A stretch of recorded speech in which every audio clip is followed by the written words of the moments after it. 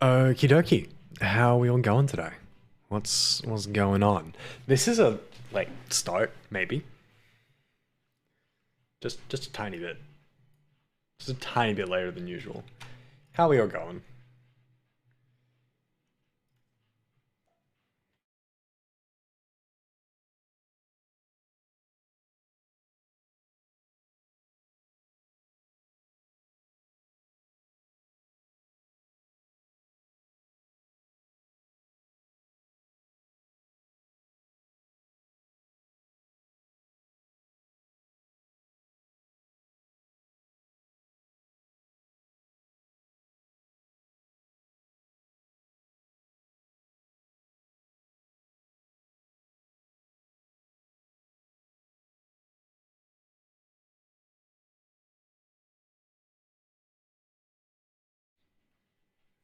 I think Twitter gaslit me into scheduling a tweet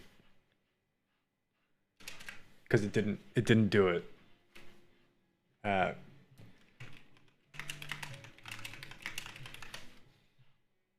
give me 1 second. We gotta tweet the thing. Partially because promotion, yes, but also it's a cool picture. And if you don't follow me on Twitter already, do I have a Twitter command? I really should have a. I don't, but I do have a socials command. That one I know. Oh, that's a weird glitch as well. Just a little bit broken.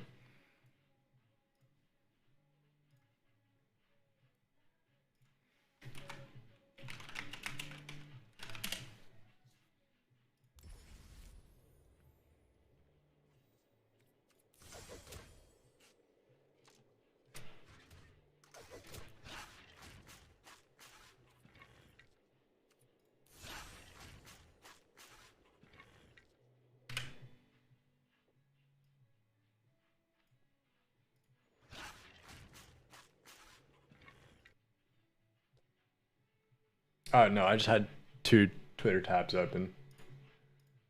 It wasn't gaslighting, I'm just stupid.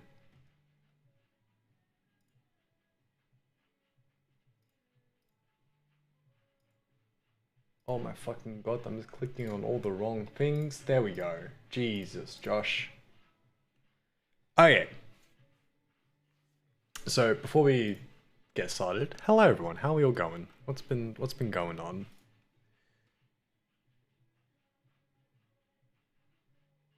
What's everyone been up to the last little while? What has been happening in the world? And you can see here we have Pyfro, the real No Rugrats fan. What am I doing? There we go. Just point that direction, Josh. The lens is there. Over there. There we go. Got there eventually. Um, yeah, so the other day, when was this? January 17th. 10 days ago? Okay, so I'm a little bit far behind. Um, Pretty sure this wasn't the case when I last looked, but all the cards for the new Magic set are now officially out. You can officially look at them. I don't know why my window's gone like that. Man, just work.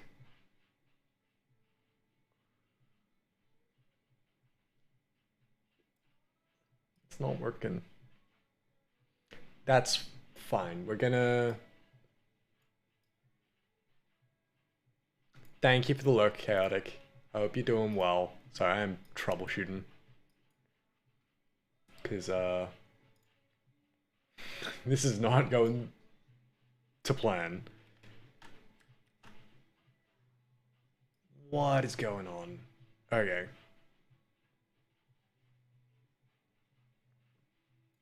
Apologies for the technical issues. It's okay. We're nearly fixed. No, we're not. How the fuck? I am so confused as to how this has ended up like this. But you know what? That's all right. It is good enough, I think. Can I change scene now so it's actually the right thing that we're looking at?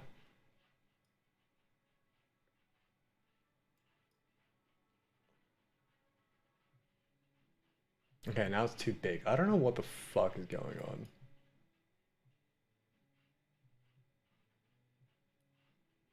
What is going on, OBS? Katie, how you going? Sorry, I'm doing my best to to line this up, and it's just not happening. Can I just, you know what? We're gonna reset transform, align the corner.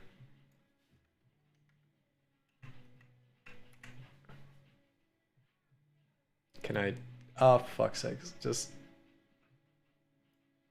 okay, there we go. That is aligned properly. I don't know why I had such a nightmare doing that. I'm doing all right. I got a little sidetracked with Vault Hunters, hence stream starting at 10 p.m., which was definitely not the plan, but that's all right. We're here now. How about yourself? I have been having a lot of fun. So yeah, it's a good way to kill time. Kill time. That makes it sound like I'm wasting. And now I'm scrolling on the wrong window. There we go. I'm on the right window now. We're all on the same page. Okay, cool. So what I was saying is, just quite sleepy, might lurk for a while. All good. Get your rest. You need it. It's important. Just looking at all the new cards that we've finally got all of them out. We've just been getting bits and pieces over the last couple of weeks, and now we've got the entire set out. How many? What I haven't looked at are all the commander cards. I have looked at all of the main set cards. Bye. Enjoy your lurk. So I just wanted to look through and maybe we can get up Architect. Does Architect have the new cards yet?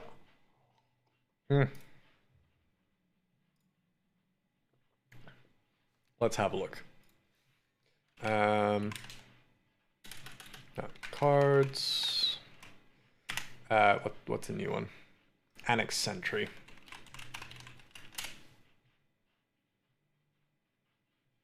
No? Can I like check a set?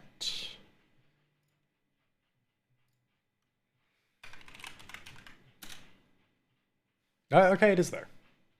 Okay, so the new cards are on Architect, so we can fuck around with some deck building as well. But yeah, let's have a look around, because there are some things I really want to mess around with that I really like. Particularly, there's some mono white builds that I want to do, particularly mono white Blink, and we'll get to why that is in a little bit. But let's start from the top. We'll probably skim over some of them because some of them aren't that interesting. But for 3 and 1 white, exile artifact or creature you control, and then return it to the battlefield, and then return from graveyard, mana value 3 or less. That's pretty good for 4 mana. The fact that you get to you don't have to do both, though at 4 mana, just blinking an artifact, not very good. Returning an artifact or creature from the grave for 4 mana, pretty good. Doing both of those for 4 mana, actually, I think that's pretty damn good. So I'm gonna put Architect in a different window just so I can pop down the cards that I am finding interesting. So new mechanic. Previously, there's been Infect, which is a bit of a controversial one. Basically, a creature with Infect, if it did damage to a player, and it had 4 power, it would also put 4 poison tokens. It would instead put 4 poison tokens on that player instead of doing 4 damage. And if they had 10 poison counters on them, they die. Toxic is a little bit different, where you've got toxic and then a number, and basically the number of poison counters that are put on a player is tied to toxic number 1, 2, 3, whatever. And it's completely unrelated to the creature's power. So you can have like a 6/6 that just has toxic 1. So you're only putting 1 poison counter on. So I think it's a bit more balanced. So you're not going to be, you got 1 creature with toxic infect, and you've put a bunch of +1/+1 tokens on it, and then you've got this giant thing that if it hits anyone, they die instantly. So I think toxic is an improvement, and it could be fun, but I feel like it might still piss some people off, especially in more casual play groups like mine. But yeah, for 3 mana, 1 for Phyrexian Cleric, toxic 1, so they get 1 poison counter. When it enters the battlefield, exile target artifact or creature and opponent controls with mana value 3 or less until Annex Sentry leaves the battlefield. Now, the reason that I think Annex Sentry is really cool, I know we got 2 cool cards to start with straight away. If we bring Architect back over here, if we get Borrowed Time out, and can I view as stacks?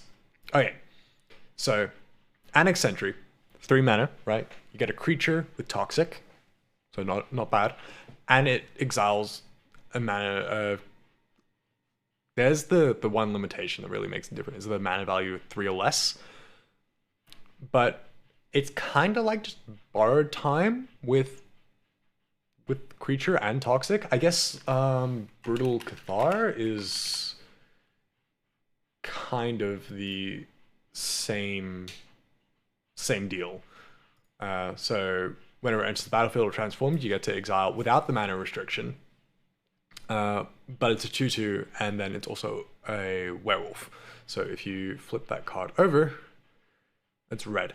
I don't know if that would make it illegal in the, say, like a mono white or even like a black white commander deck, because technically there's red in the identity. But there's no red, like you got the red border, but there's no red mana value. So I don't know about the legality of that, but I would say it's similarly cool to Brutal Cathar, and it's at uncommon instead of rare for Brutal Cathar. So thumbs up on that one. Move that back over there. Apostle of Invasion for 6 mana, flying and corrupted. So corrupted is a kind of like supplementary mechanic to toxic, where if someone that you're playing with has 3 or more poison counters on them, then you get some bonuses. So like some cards might be like, do this and then do another thing if they've got the corrupted trigger. It's like Threshold, basically. As long as an opponent has 3 or more poison counters, it also has double strike. I don't feel like for 6 mana, a 4/4 flyer is that great. With double strike, that's not bad, but still not amazing. But if you're already building into a whole toxic thing, which there's a lot of toxic in this set, like it is definitely the core mechanic, because it is everywhere. It'll be good to build around. I think that might be really good and limited, which I'll get to do because I'm signed up for my pre-release weekend, so I'm very excited about that. Basilica Shepherd, common, gross. I love the art though. Honestly, the art across this set as a whole, fucking great. When it enters the battlefield, create 2 1/1 colorless Phyrexian Might artifact tokens. Wait, can I? Are the tokens in here? Or do I? Oh, the tokens aren't in here. Okay, wait, let me go find the tokens, because horrifying. Phyrexian Might token. No, not that one. That one. That was... I don't know where that's from. I feel like that might have been leaked. But yeah, no, this one. Bro, that's fucking terrifying. I love it.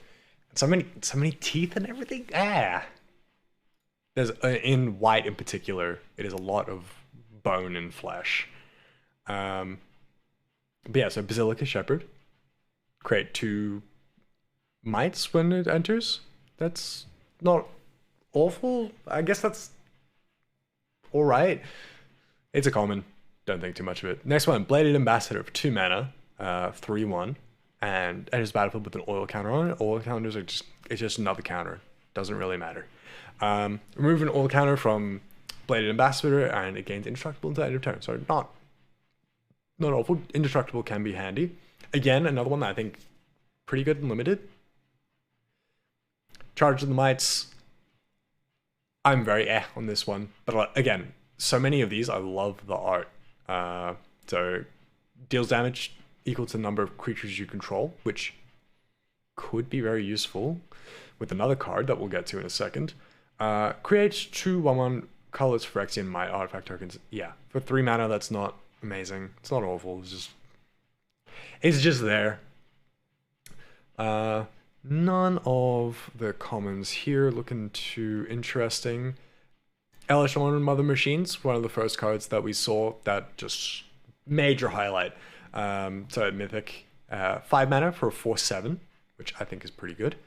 Vigilance, and if a permanent entering the battlefield causes a triggered ability of a permanent you control to trigger, that ability triggers an additional time. And permanents entering the battlefield don't cause abilities of permanents your opponent's control to trigger. So if your opponent is got something that triggers every time a permanent enters, so landfall would be one of those triggers, so that kills landfall. When another creature enters the battlefield, when another artifact enters the battlefield, literally anything, doesn't trigger. That is stupid powerful. And it's very much like most of the Phyrexian Praetor cards that we've had lately, which are insanely powerful. And as much as I want to build a multicolored Phyrexian deck, they're just so powerful that they seem like a lot of not fun to play against. Which, I don't know, maybe this is not the greatest attitude.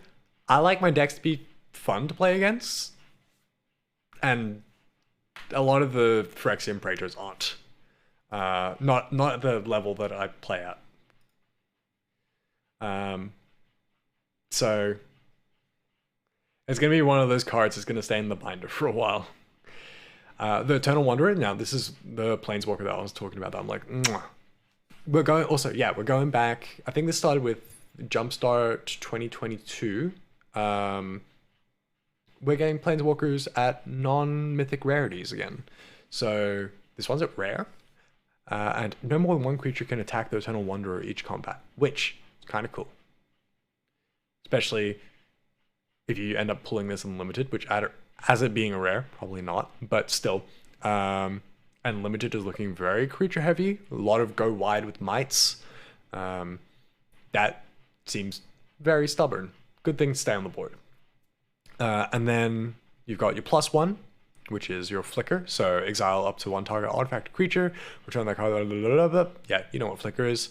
Then 0. Create a 2/2 white samurai creature token with double strike. Nice. Double strike and a 2/2. Pretty good. Then -4 for each player. Choose a creature that player controls, and each player sacrifices all creatures they control not chosen this way.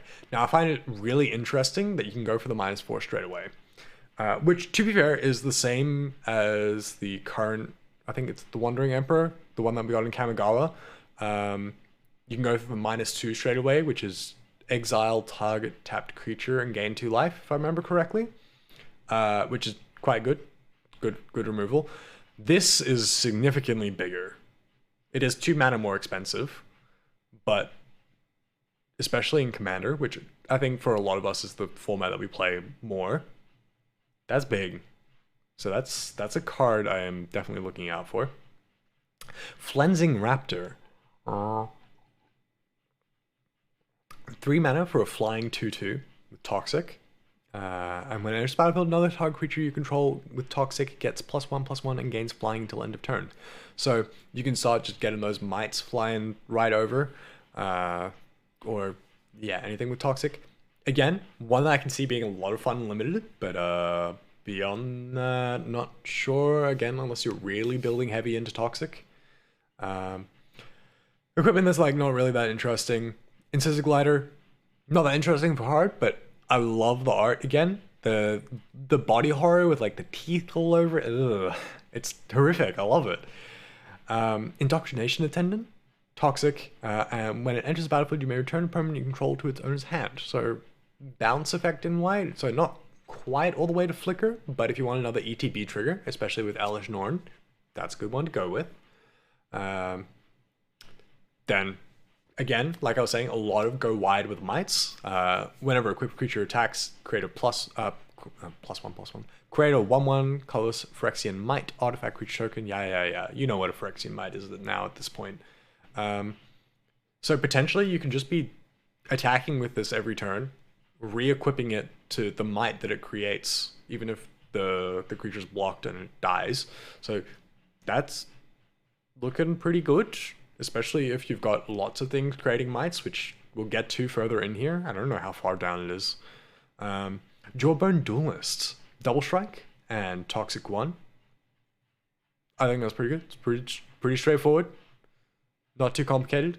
I assume that basically means it's Toxic 2 if it's hitting a player, which for 2 mana, pretty good. Kemba Conjuring. Apparently people have been building crazy shit with this. I have not seen yet. I saw it my YouTube recommended. I haven't actually watched the video or videos because I've seen a few people do it. But whenever this card or another cat enters the battlefield, attach up to 1 target equipment you control. Very cool. And then equipped creatures also get +1/+1. So you could use... I can't remember the name of the card, but there's one that creates cat creature tokens, and that's great to go with this. I'm sure cat synergy is a very easy thing to pull together in Commander. I know it is in Alchemy, but I don't really play Alchemy anymore. But Leonin War Leader, good card. I like that one. Leonin Lightbringer, Ward 2. I'm always big thumbs up for Ward. I love Ward. I hate playing against it, but it's good. As long as it's equipped, it gets +1/+1. So if you've got Car Enduring out as well, then you've got +2/+2, plus whatever bonuses you're getting from the equipment. So that's essentially a 5/4 plus equipment. That's pretty sick. Look at those fucking teeth. Mandible Justiciar? That sounds like a bit of a weird one. Lifelink, and whenever another artifact enters the battlefield under your control, it gets +1/+1 until end of turn. Again, not amazing, but for limited, I imagine that's pretty good. Limited is not my area of expertise, but that sounds pretty good. Again, the art. I don't love that, like, it's not quite the classic body horror of the older Phyrexian art, but I do love the direction that they've gone with it. Yeah, more equipment. There's a lot of equipment in this set. Mondrak, Glory Dominus, another one of the chase cards. So 4 mana. If 1 or more tokens would be created under your control, create twice that many tokens instead. That's fucking sick. That's very fucking sick. That can go in so many, especially white does a lot of token building. So humans, so what's the Midnight Hunt one? Adeline. So then you're creating 2 attacking humans each turn. Sick. All this stuff creating mites in this set. You're just making twice as many mites. Amazing.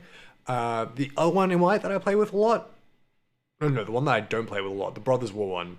I can't remember the name. The one that makes basically doubles your soldiers. It's actually going to be tripling your soldiers instead. That's fucking nuts. Little bit scared about that.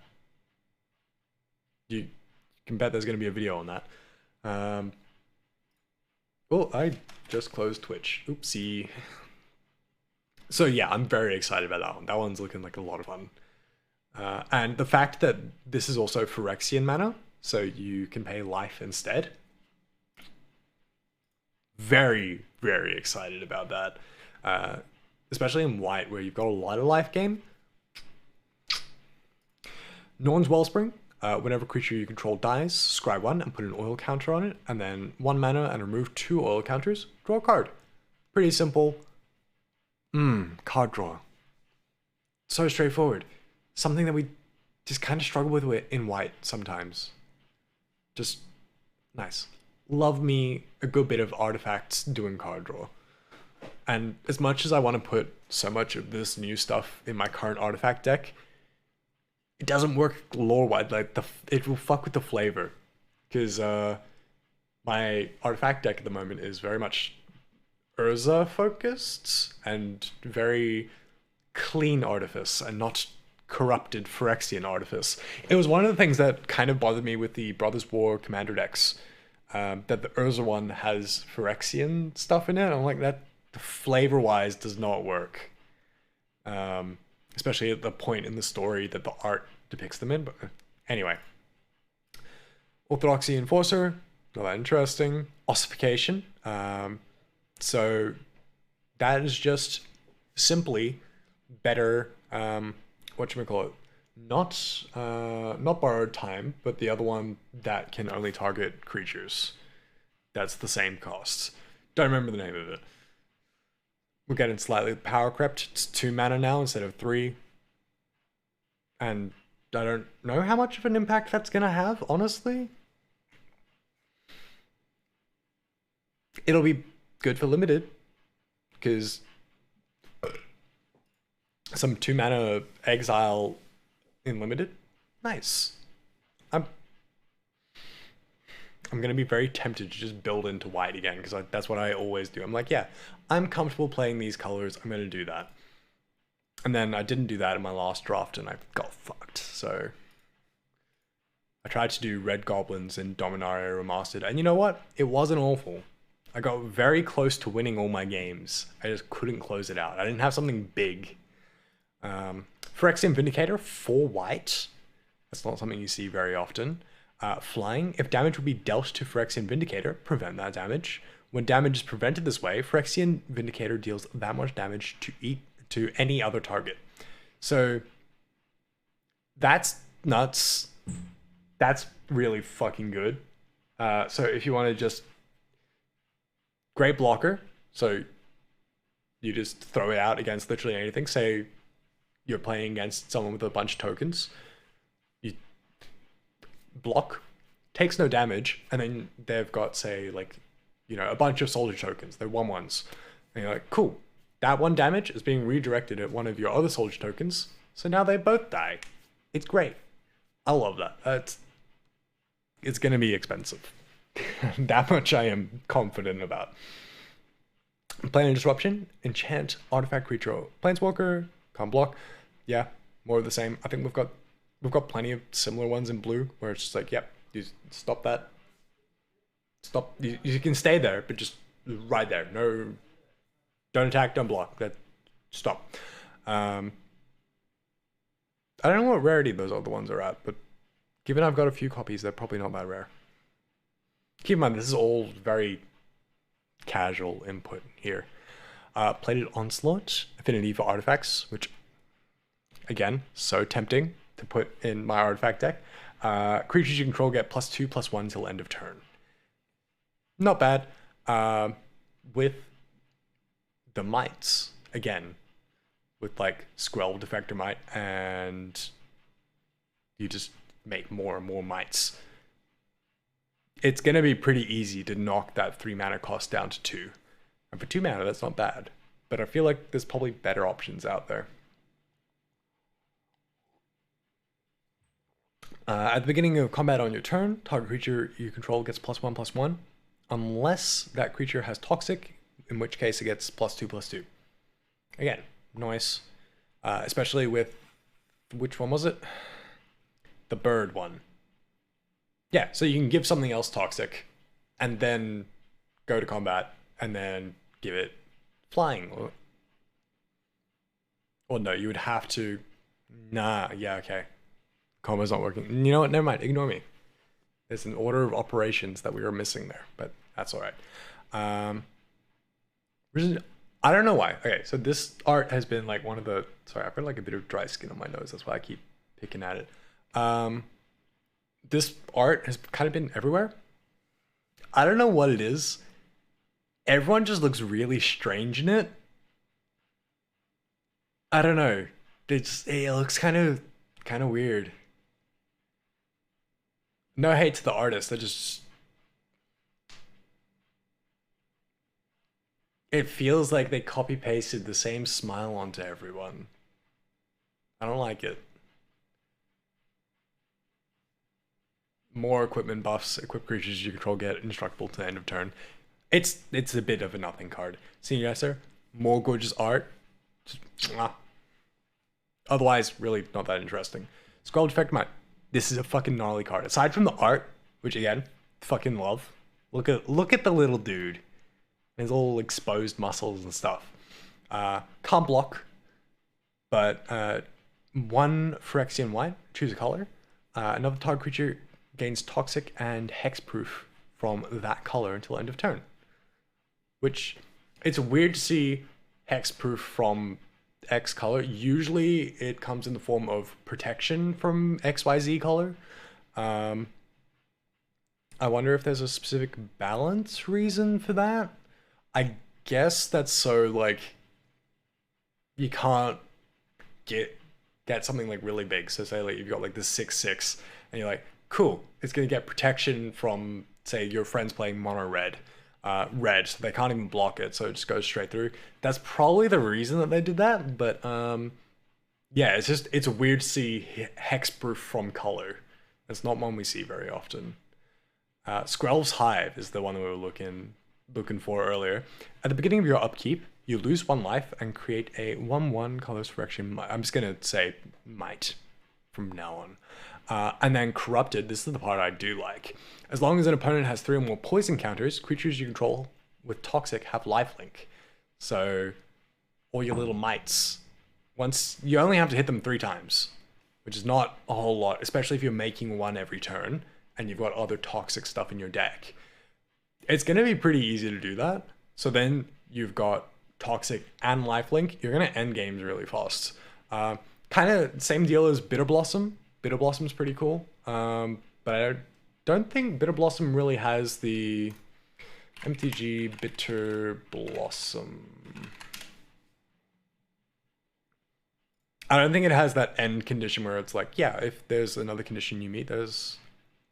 Yeah, no, it's literally just put a Black Fairy Rogue with flying into play. So you're not getting that bonus of getting lifelink once you get to a certain threshold. So most people are saying this is worse than Bitter Blossom, and I guess that would be because you don't have the evasiveness of flying. And I would say flying is better, but I still think it's pretty good. I don't think I would say it's strictly worse. Especially because it's also not saying just your Might artifact tokens get lifelink. It's all creatures with Toxic. Swooping Lookout, again, kind of like a biblical angel sort of vibes. Fucking love it. The art is so good. 1 mana for 1/2 with flying and vigilance. That's not bad. That's pretty good. It is an artifact creature, so you're kind of double susceptible to removal, but still. Vanish into Eternity. Exile non-land permanent, but it costs another 3 if it targets a creature. There's a reason it's common. Veil of Assimilation. Again, it's more fucking sick art. Whenever another artifact enters the battlefield under your control, target creature you control gets +1/+1 and vigilance until end of turn. Pretty nifty. I don't think it's super crazy, but it's cool. White Sun's Twilight. I want to like it because it's one of those like big flagship cards, so you know they've got 1 in each color. And I guess 3 mana to create 1 token and gain 1 life is not good. 4 mana for 2 and 2, still not good. So it's definitely a designed for commander card, even though we have a separate commander section. So, White Sun's Twilight definitely feels like the worst of all the Twilight cards. Not that Twilight. Different Twilight. No, I'm pretty sure there's not any vampires in this set, but I'm not 100% sure. But none of those vampires. Song of the Shadow, welcome on in. How you going? We're just having to skim through the new Phyrexia cards and just picking out ones that I find are interesting. Have you got any particular highlights that you're like, yeah, this card looks fucking nuts? For me, Skrelv looks like fun, just because I love the art and Skrelv's Hive. And what was the other one? How far have you got him? We've just got through white, so we're still at the first section. I have looked through all of them already, but in terms of what we've discussed on stream today, we've just gone through white. But yeah, where is it? Yeah, Eternal Wanderer is probably the one I'm most interested about, and the fact that we're getting non-legendary, non-mythic planeswalkers. The Blue Dominus. Well, we're coming up to that one, so we'll get there in a second. I was gonna say, if it was right at the bottom, we'll just go straight to it, but we're nearly there anyway. So yeah, in saying White Sun's Twilight is kinda eh, Blue Sun's Twilight, better. Especially if you are getting a copy of that creature as well. So if you're spending 5 or more mana, so it's a total of 7 mana, you are gaining control of one of your opponent's big creatures, and then you're making a copy of it as well.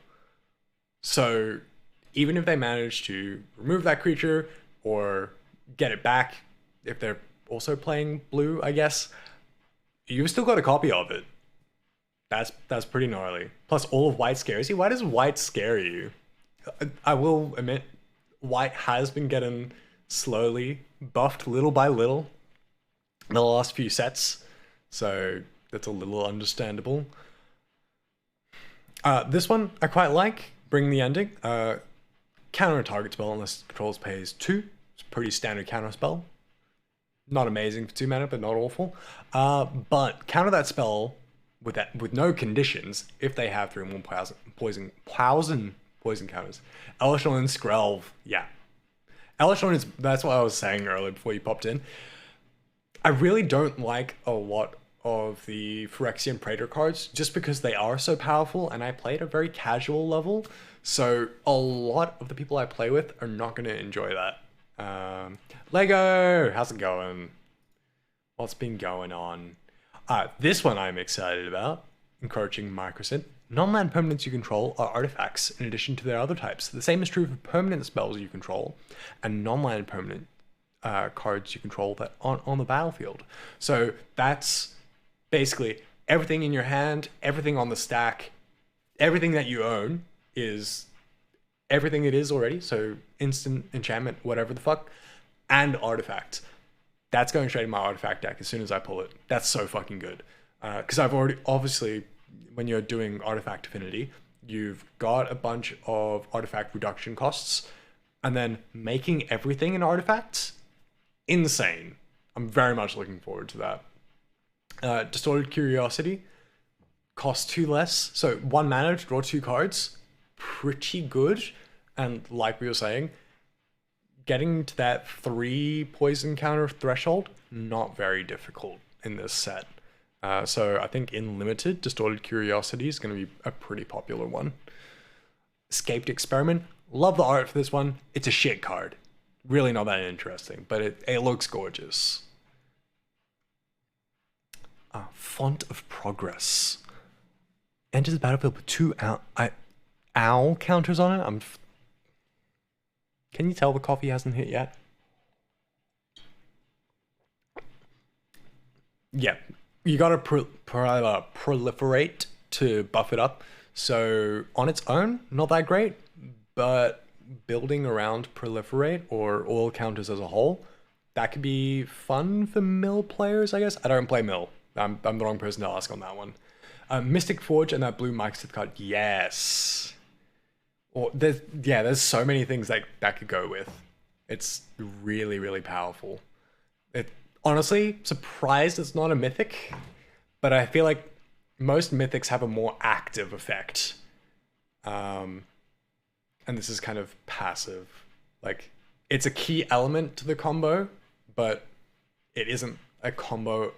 I guess it can't be a combo of its own if it's only one card, but it's not a powerhouse of its own. You gotta do things with it.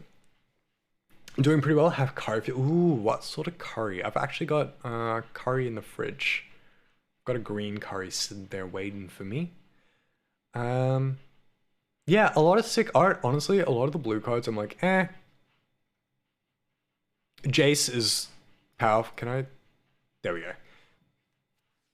Kind of, honestly, some of the most boring art for any of the new Planeswalkers. I don't like most of the Jace Planeswalkers just because they have boring art, but for 4 mana or 3 mana and 1 Phyrexian, it's pretty good. I feel like it is gonna be a staple in standard. Have a volleyball game next week. Good luck. I hope you kick some ass. But yeah, so minus X. Target player mills 3 times X cards. In standard and limited, that's gonna be real powerful. So you're popping that on the board. You hit in minus X. They're milling 15 cards. You at max, obviously. If you want to keep it on the board, then it'll be 12 cards. But still, 12 to 15 cards is a good chunk of your deck. Depending on, I guess, like in limited, it will be pretty close to between 40 and 60. But even in constructed formats, that can be a quarter of your deck. If your deck's optimized, you're at 60 cards. You're not running more. So that is very powerful, especially late game.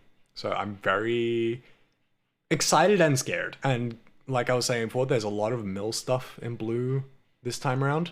So there's going to be other mill things that would happen around that. That could be a little bit scary. I don't know if it would be terribly good in limited, but you can definitely see it leaking into standard, I think. This is the other fucking thing. This one's sick. This is one of the things I'm like, that is a combo piece, and I understand why it's mythic. So for 3 mana, Planeswalkers you control get 0, so 0 loyalty, doesn't go up or down. Proliferate, so then it goes up 1. And then minus 12, take an extra turn after this one, which is terrifying.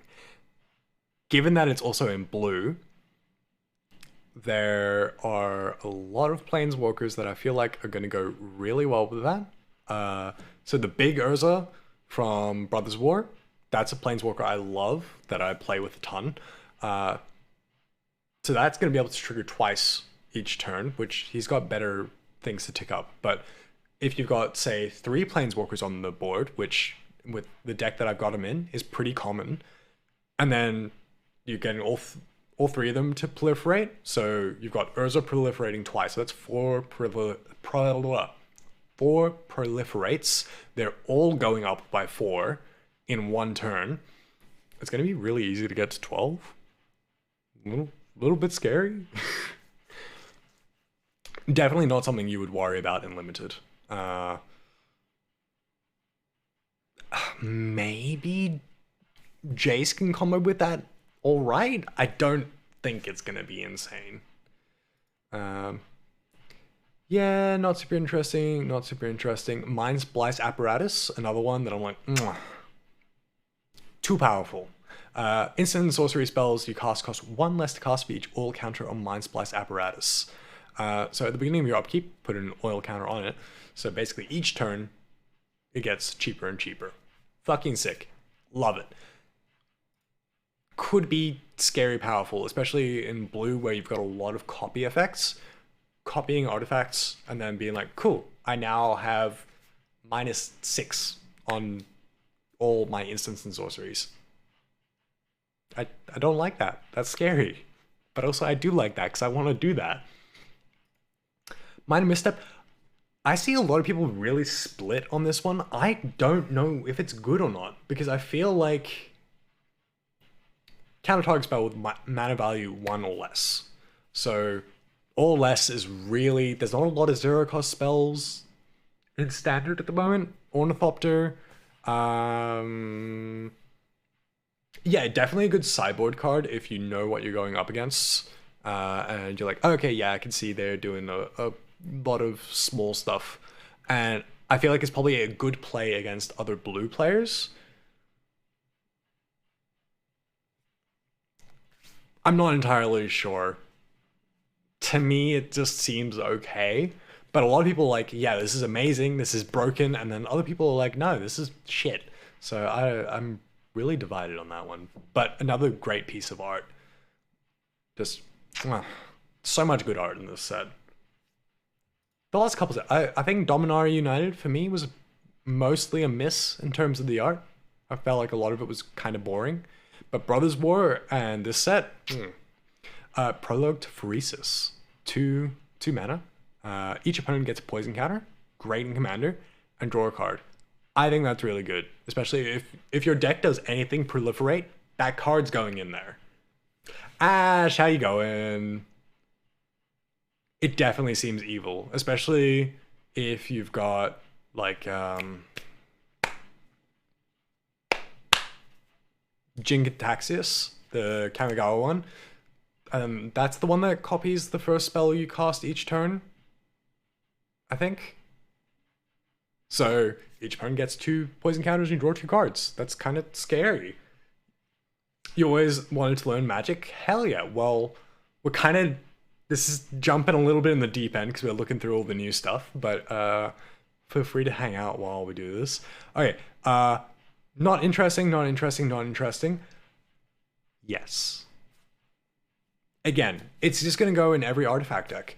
Honestly, this can go in any commander deck running blue because you're going to have your mana rocks, and even if you just throw in some artifact lands, it's going to be down to like even 3 mana total to draw a card.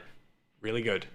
And it includes itself in that, so technically that no, it's each other, sorry. Reading the card explains the card. And okay, this is the one you were talking about. Tekuthal, Inquiry Dominus.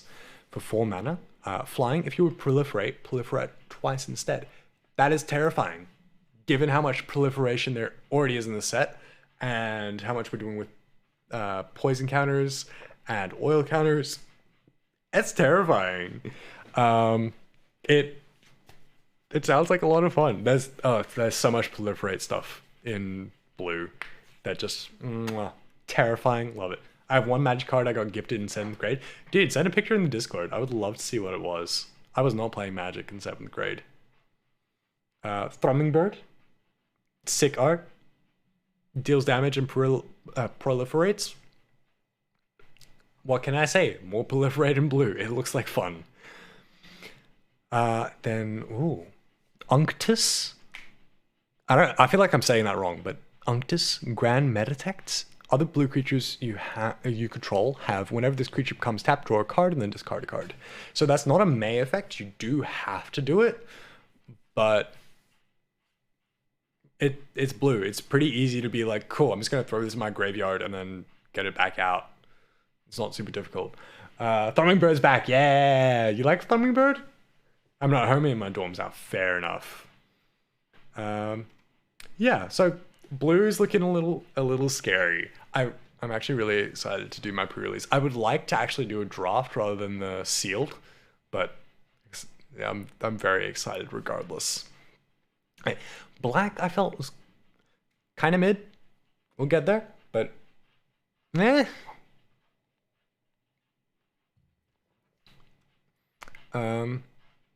so I think that's all right. Again, a lot of these are definitely designed for limited. You've got to keep that in mind. If you remember, you'll DM me. Okay, cool. There's some evil things in black, but nothing is bad. Yeah, no, I definitely think black is probably one of the least interesting colors. Okay, I'll be honest, I haven't looked through green because I just don't play green.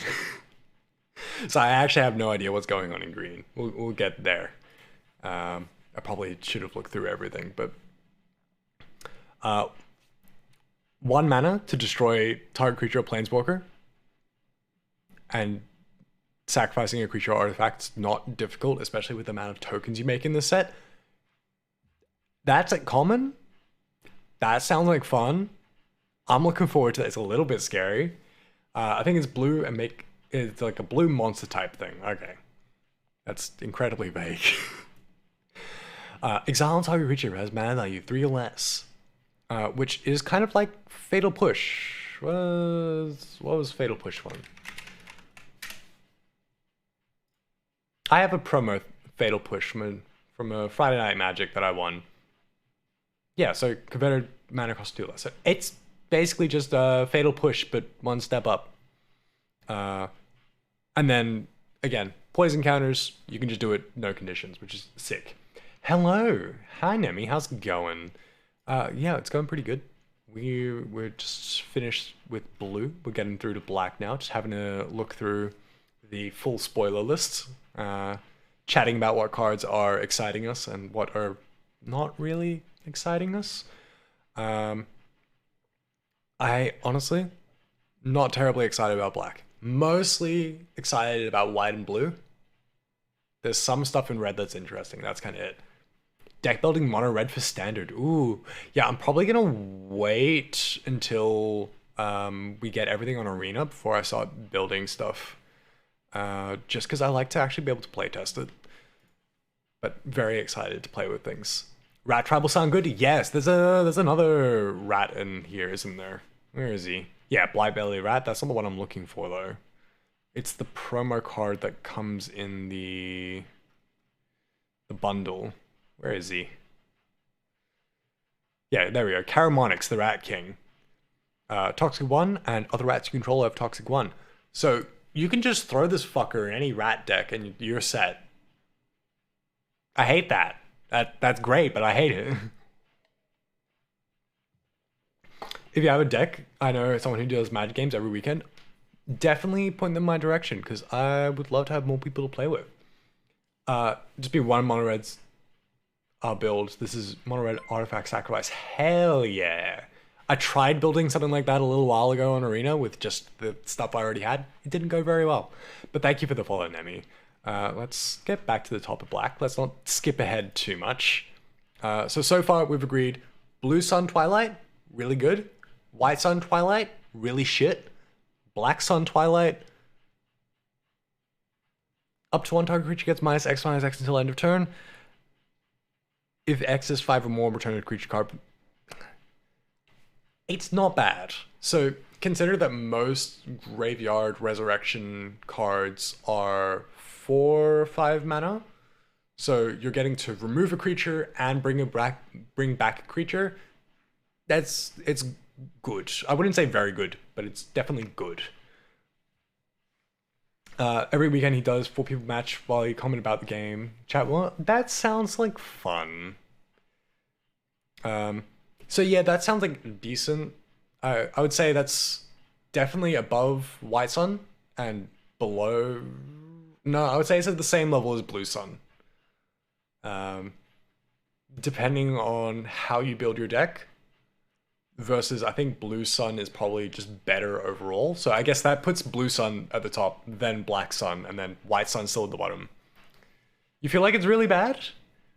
Yeah, I feel like it's not amazing, but I feel like it's decent. Maybe the White Sun has put such a sour taste in my mouth that I'm just being negative, too positive about the rest of them.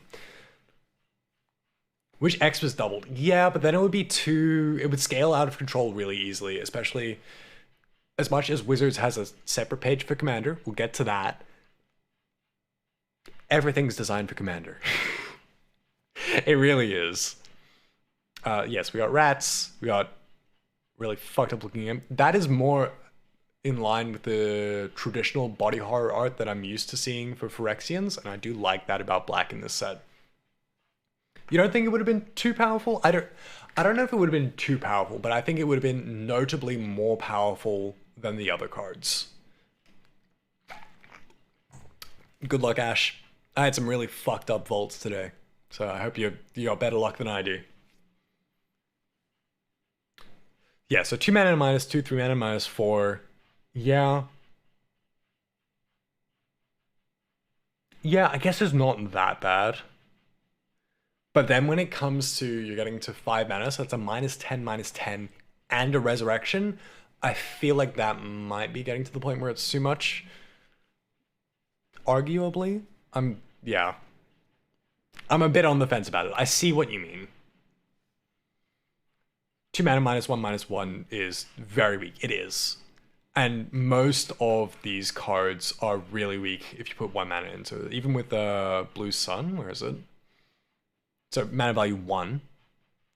Not that great. You're probably not going to do this to anything less than mana value of 3. So that means you're paying 5 mana. And then White Sun. White Sun's shit. So what, you're paying... Say you want to get 5 life back and create 5 mites and then destroy all other creatures. I think that's good at 7. Everything before that's shit. It's really not that good. And I think even at that 7 mana cost, it's not that great. Blue Sun's not that bad. Yeah, no, like I think Blue Sun is really powerful, especially when you're putting the 5 mana in, and then you're like, oh shit, okay, we've got basically 2 of the thing I'm taking control of. And you're right, it is... Wait, is the black one at instant speed? The black one is at instant speed. I didn't notice that. That is a good pick. Noticed. Okay. So yeah, I'm currently feeling like Blue Sun, out of the ones we've looked at, is at the top. White Sun's at the bottom. Black Sun is close to the top, but not quite there. Archfiend of the Dross, 4 mana. Phyrexian Demon. More fucking sick art. I love that. Enters with 4 oil counters on it. At the beginning of your upkeep, remove an oil counter. If it has no oil counters, you lose the game. I feel like for 4 mana, that's an interesting choice to get a flying 6/6. But with the amount of proliferate, you just throw some proliferate in there. Once you proliferate once a turn, you're fine. So I guess it works. Archfiend's really good. We have a lot of sacrifice stuff in standard. That is true. That is true. But is it going to be enough to maintain that? Because I guess that there is always that element of luck. But yeah, braids, I love braids. I've got the showcase braids from Dominaria United, and I want to build something around it. Because I played against someone the other day that built a fucking 10 out of 10 deck running it. And it wasn't like it was super powerful, but it was really fun to watch it go off, but also play against. It was like that good level of power. Yeah, okay, rats. And then Carnage Dominus. Got look at all the other Dominuses. Mono black sacrifice aggro Jadar braids up. Yeah, that's exactly what he was doing, and it was really fucking cool. If a creature dying causes a triggered ability of permanent you control to trigger, it triggers twice instead. Or an additional time, rather. So that with Elish Norn could be really scary, because then you're getting 3 triggers instead of just 1 on... No, because this is a dying trigger, not a ETB trigger. Still, so then you're getting +1 on the way out, and +1 on the way in. Call the horrors gods because they feel like it. They do. They all feel really, really powerful. I am disappointed that we're not getting a new one of each Phyrexian Praetor in this set. But I guess that makes sense because we kind of had one in each set leading up to this. Because we had Urbrask, not before Urbrask, Vorinclex in Kaldheim, and then the red one, Urbrask in fucking New York, I can't remember what it's called, and then Blue Boy in Kamigawa. What are we missing? And then Shieldred in Dominaria. So I get why they didn't, but I was kind of hoping. It's nice that you can get all of them in the collector boosters though. This is a set that I'm like, collector boosters sound real fucking tempting. My wallet disagrees, but And Brothers War we didn't get any. Yeah, that's true. But that's also because we went back in time versus all that other stuff is kind of like main story in sequence. Versus, yeah, I feel like Brothers War was a bit of a side story. I'm not super seeing how it's connecting. Like, it's quite obvious how it's connecting. Oh, that's true, we got Gix. But I feel like Gix is kind of different. He's not part of the... I was gonna say Trinity, but no, it's 5. I don't know what the... Pentenary? Pentenary? Penitentiary is a prison. No, that's not what I'm looking for. What about pentenary? No, okay, that's not a word. You get what I'm trying to go for. He's the original Praetor, yeah. Feed the Infection, draw 3 cards and lose 3 life. Sure, for 4 mana, not amazing. But then the corrupted version of it, I like. Again, not amazing. I feel like... I was going to say, I feel like it should be a common, but no. I feel like maybe not. How's the song called? Oh, we got the player at the bottom. I don't know if it's actually readable at that size, but what it's playing at the moment is On a Ladder Leading Nowhere by Absifacto. I'll just pop Absifacto's Spotify in the chat because this playlist is all his music. Love his music. Super glad that when he first got on Spotify, he was only putting his new music on. I don't love his new music that much. But the last few weeks, he's been putting up all his old music. I'm like, yeah, baby. Very excited about that. And then I added him on Twitter being like, yo, are the other old albums going up anytime soon? And he was like, yes. By the end of 2023, he wants to have all his old music on Spotify. So fingers crossed. Get Thane of Contracts. Love the art. Was kind of interesting in the story with not Atraxa. What is Ixal? Atraxa's little baby fucked up angel thing going to kill him, and then creating her own little fucked up Geth Phyrexian abomination. Love it. The story stuff has been really good. The side story stuff has been really good. The main story stuff I've not been terribly impressed by. It's been a bit disappointing, I won't lie. But other creatures you control get -1/-1. So if you've got a bunch of death triggers, that could be really good. You just got to be conscious of, again, like with anything, you got to build around it. And then for 3 mana, return target creature card from the graveyard to the battlefield. And I think that's not bad for things that are just dying constantly. You don't see it seeing any play? They're way strong. Yeah, no, I don't think it's... I think it's fun. I think you could definitely build some sort of gimmick deck around it. Is it exceptionally powerful? No. I kind of feel like it... No, it's strong enough that it should be a rare, but I feel like it's a weak rare. It's a cool commander. Yeah, exactly. It's a fun gimmick, and I'm a sucker for gimmicks. All of my decks are just gimmick decks. So for me, that sort of thing just jumps out at me straight away. When it dies, proliferate. Oh, that's actually ETB and dies, so that's double proliferate. So already for... No, not you. Archfiend the Dross. Not bad, not bad. Yeah, I love Rat King. We already talked about him, but that's some fucking gnarly art, and I love it. And just the whole stuff in... I hate exile stuff. Yeah, but that's kind of common with a lot of easily repeatable resurrection stuff, like Sarah Guardian. That has the same condition that once something has been resurrected, if it dies again, then it gets exiled. So there's definitely a few cards that are like that. But yeah, with once off resurrection, there doesn't seem to be that condition usually.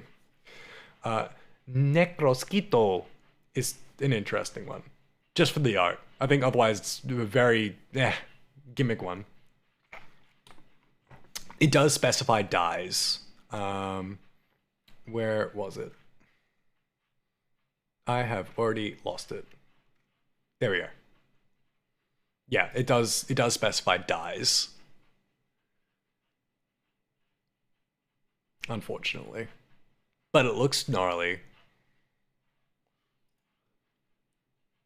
Yeah, like I was looking at this and I was trying to like formulate a plan in my brain to see how you can make this work.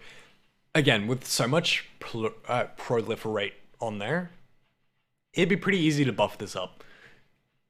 Is it a very powerful card? No. Oh, the commander guy.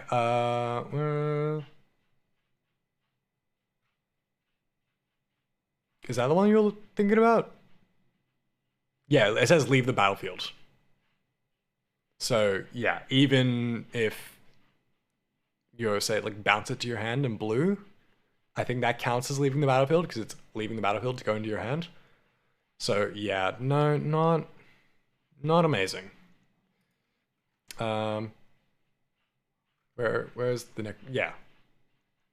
Again, a fun card to like build a gimmick deck around, which I definitely will. Like I said, I love me a good gimmick, so I'll probably fuck around with that on Arena. But oh yeah, no, it is weaker, absolutely.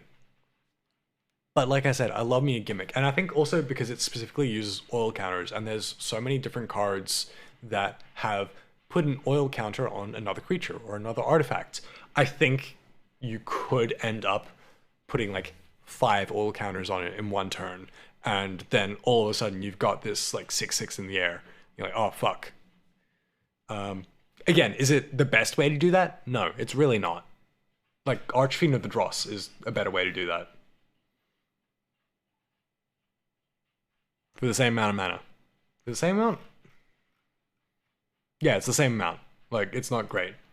How's Nerd Game going? We haven't even started playing yet. We're still looking through the new cards. We still got a whole another page to go. But it looks like this is a lot of reprints. But it's fun, exactly. Phyrexia Arena, love the art for it. Never particularly liked, what's her name? It's Vraska, that's the one. Vraska is a character. But the maliciousness on her face, love it. Back to Lurk. Thanks, Pyro. Yeah, some of the art's cool, exactly. Like, genuinely, I have multiple friends that play... I say play. They collect Magic and, on the odd occasion, play it because they like the art.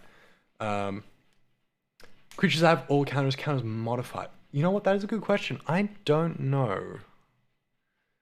Because +1/+1 counters are modified. But I'm not sure if like a flying counter or in this case an oil counter or just any counter counts as modified. I don't know, let's MCG modified rules. That's pretty straightforward if it has 1 or more counters on it. So yes, oil counters would count. Yeah, perfect. Cool, we're on the same page there. Phyrexia and Blitter, people are going nuts over this card. I can see why. That guy that I played against that had the Braids deck, that's going straight in there. Just more sacrifice. Fucking sweet. 4 black. Easy. Mono black. Let's go. I think the white one... Yeah, no, the white one's absolutely more busted. Because you have more control over it. I think if this was... destroy that many permanents instead of that source's controller, I think it would be on a similar level of power. Because then it would have a lot more control. Actually, no, I think if it said destroy, it would be more powerful than the white one. But as it is, they're both fucking nuts powerful. So I'm very, very excited for that. What else? Shieldred's Edicts, 2 mana for Forced Sacrifice. Not bad, not great. I've seen people comparing this to like, oh, it's a murder for 1 cheaper. It's not, because you don't have the control. But that's not to say it isn't good. I think, especially because you've got token, non-token, and Planeswalker. especially because if you're playing against white, like I was saying, tons of mites in this set, you're making a fuck ton of tokens. The fact that you can specify non-token is a great way to narrow that down. I think, in general, modal spells, good thumbs up. Always go for those. Scheming Aspirant, love this sort of shit. Whenever you proliferate, each opponent loses 2 life and you gain 2 life. Kind of feels like Shieldred, but less annoying, because you gotta be a little more proactive with proliferate. But yeah, no, that's true. Cheap removal for planeswalkers, not really an option in black. Does murder? MTG murder.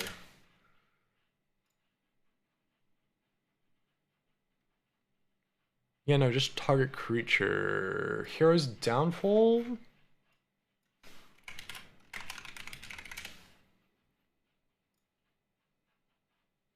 Yeah, but it's only planeswalkers. Yeah, so Hero's Downfall would be kind of like the go-to creature or planeswalker. For 3 mana is pretty reasonable, but yeah, we have a lot of stuff that targets creatures, not that much that targets planeswalkers. What else?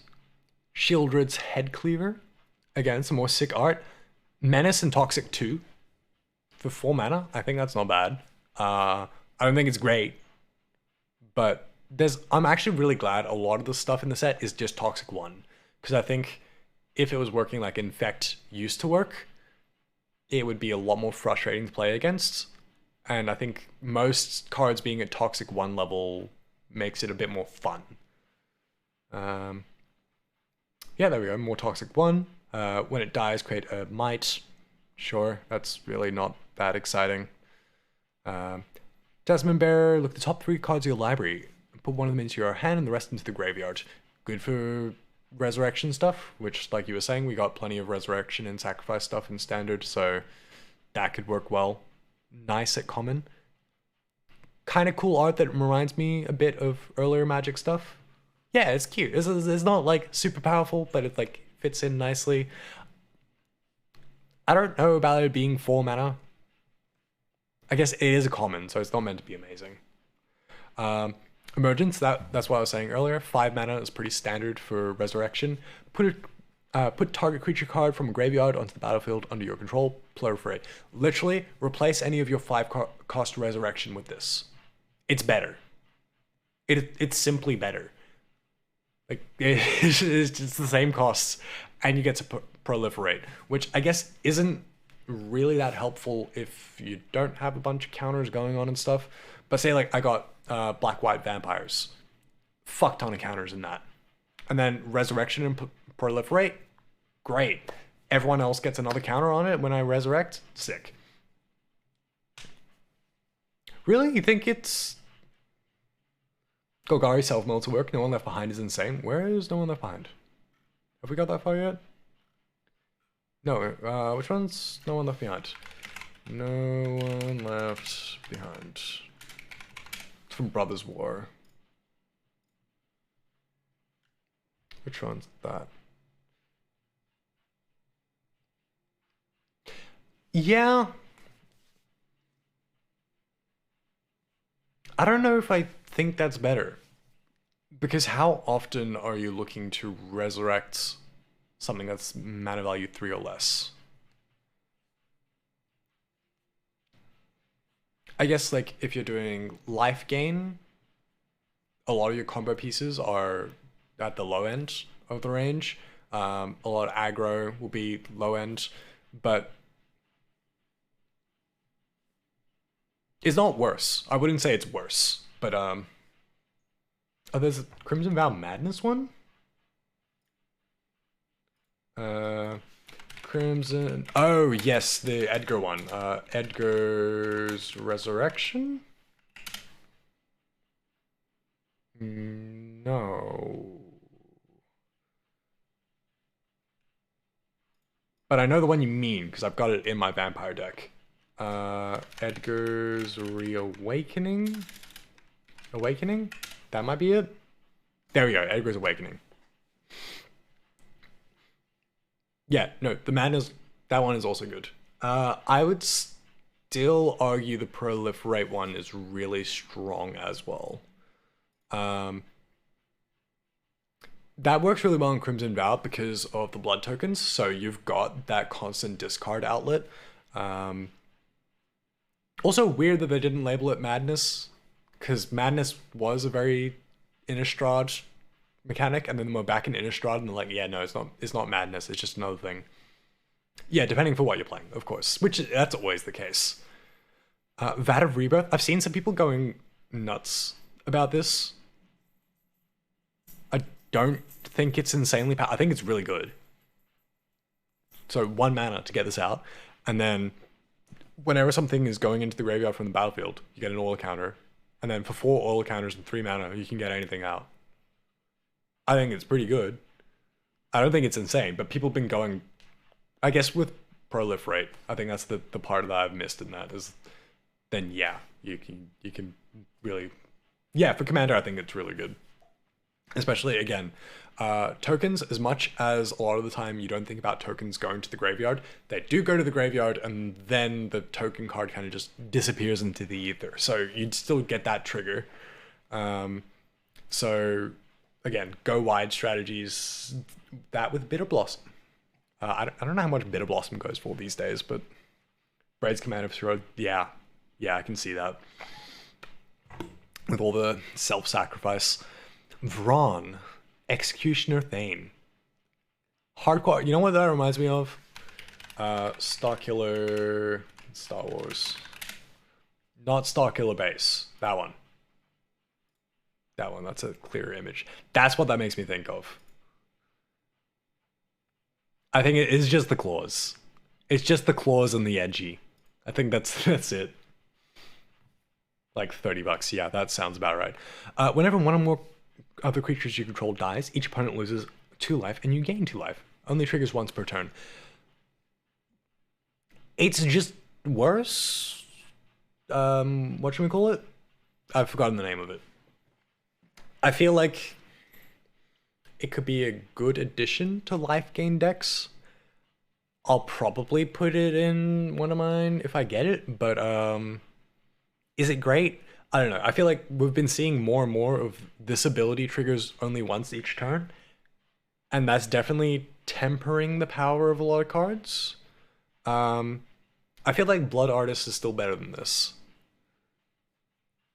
Is that just me? I don't know. Bonk! Hey Lego! How's it going? Vraska, Betrayal Sting. That's another big one. Draw a card and you lose 1 life. Proliferate. Hell yeah.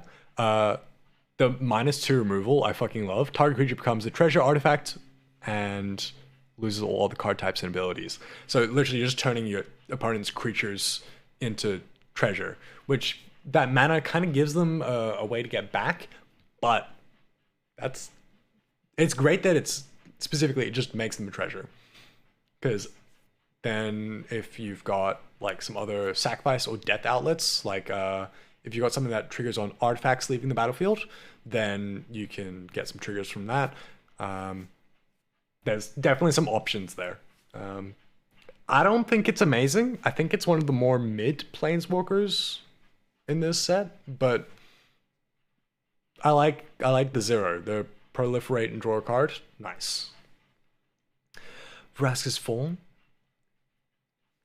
3 mana to get everyone to sacrifice a creature. Again, goes straight into the Braids deck, but getting a poison counter makes it a bit nicer, and especially at common. I think that's not bad.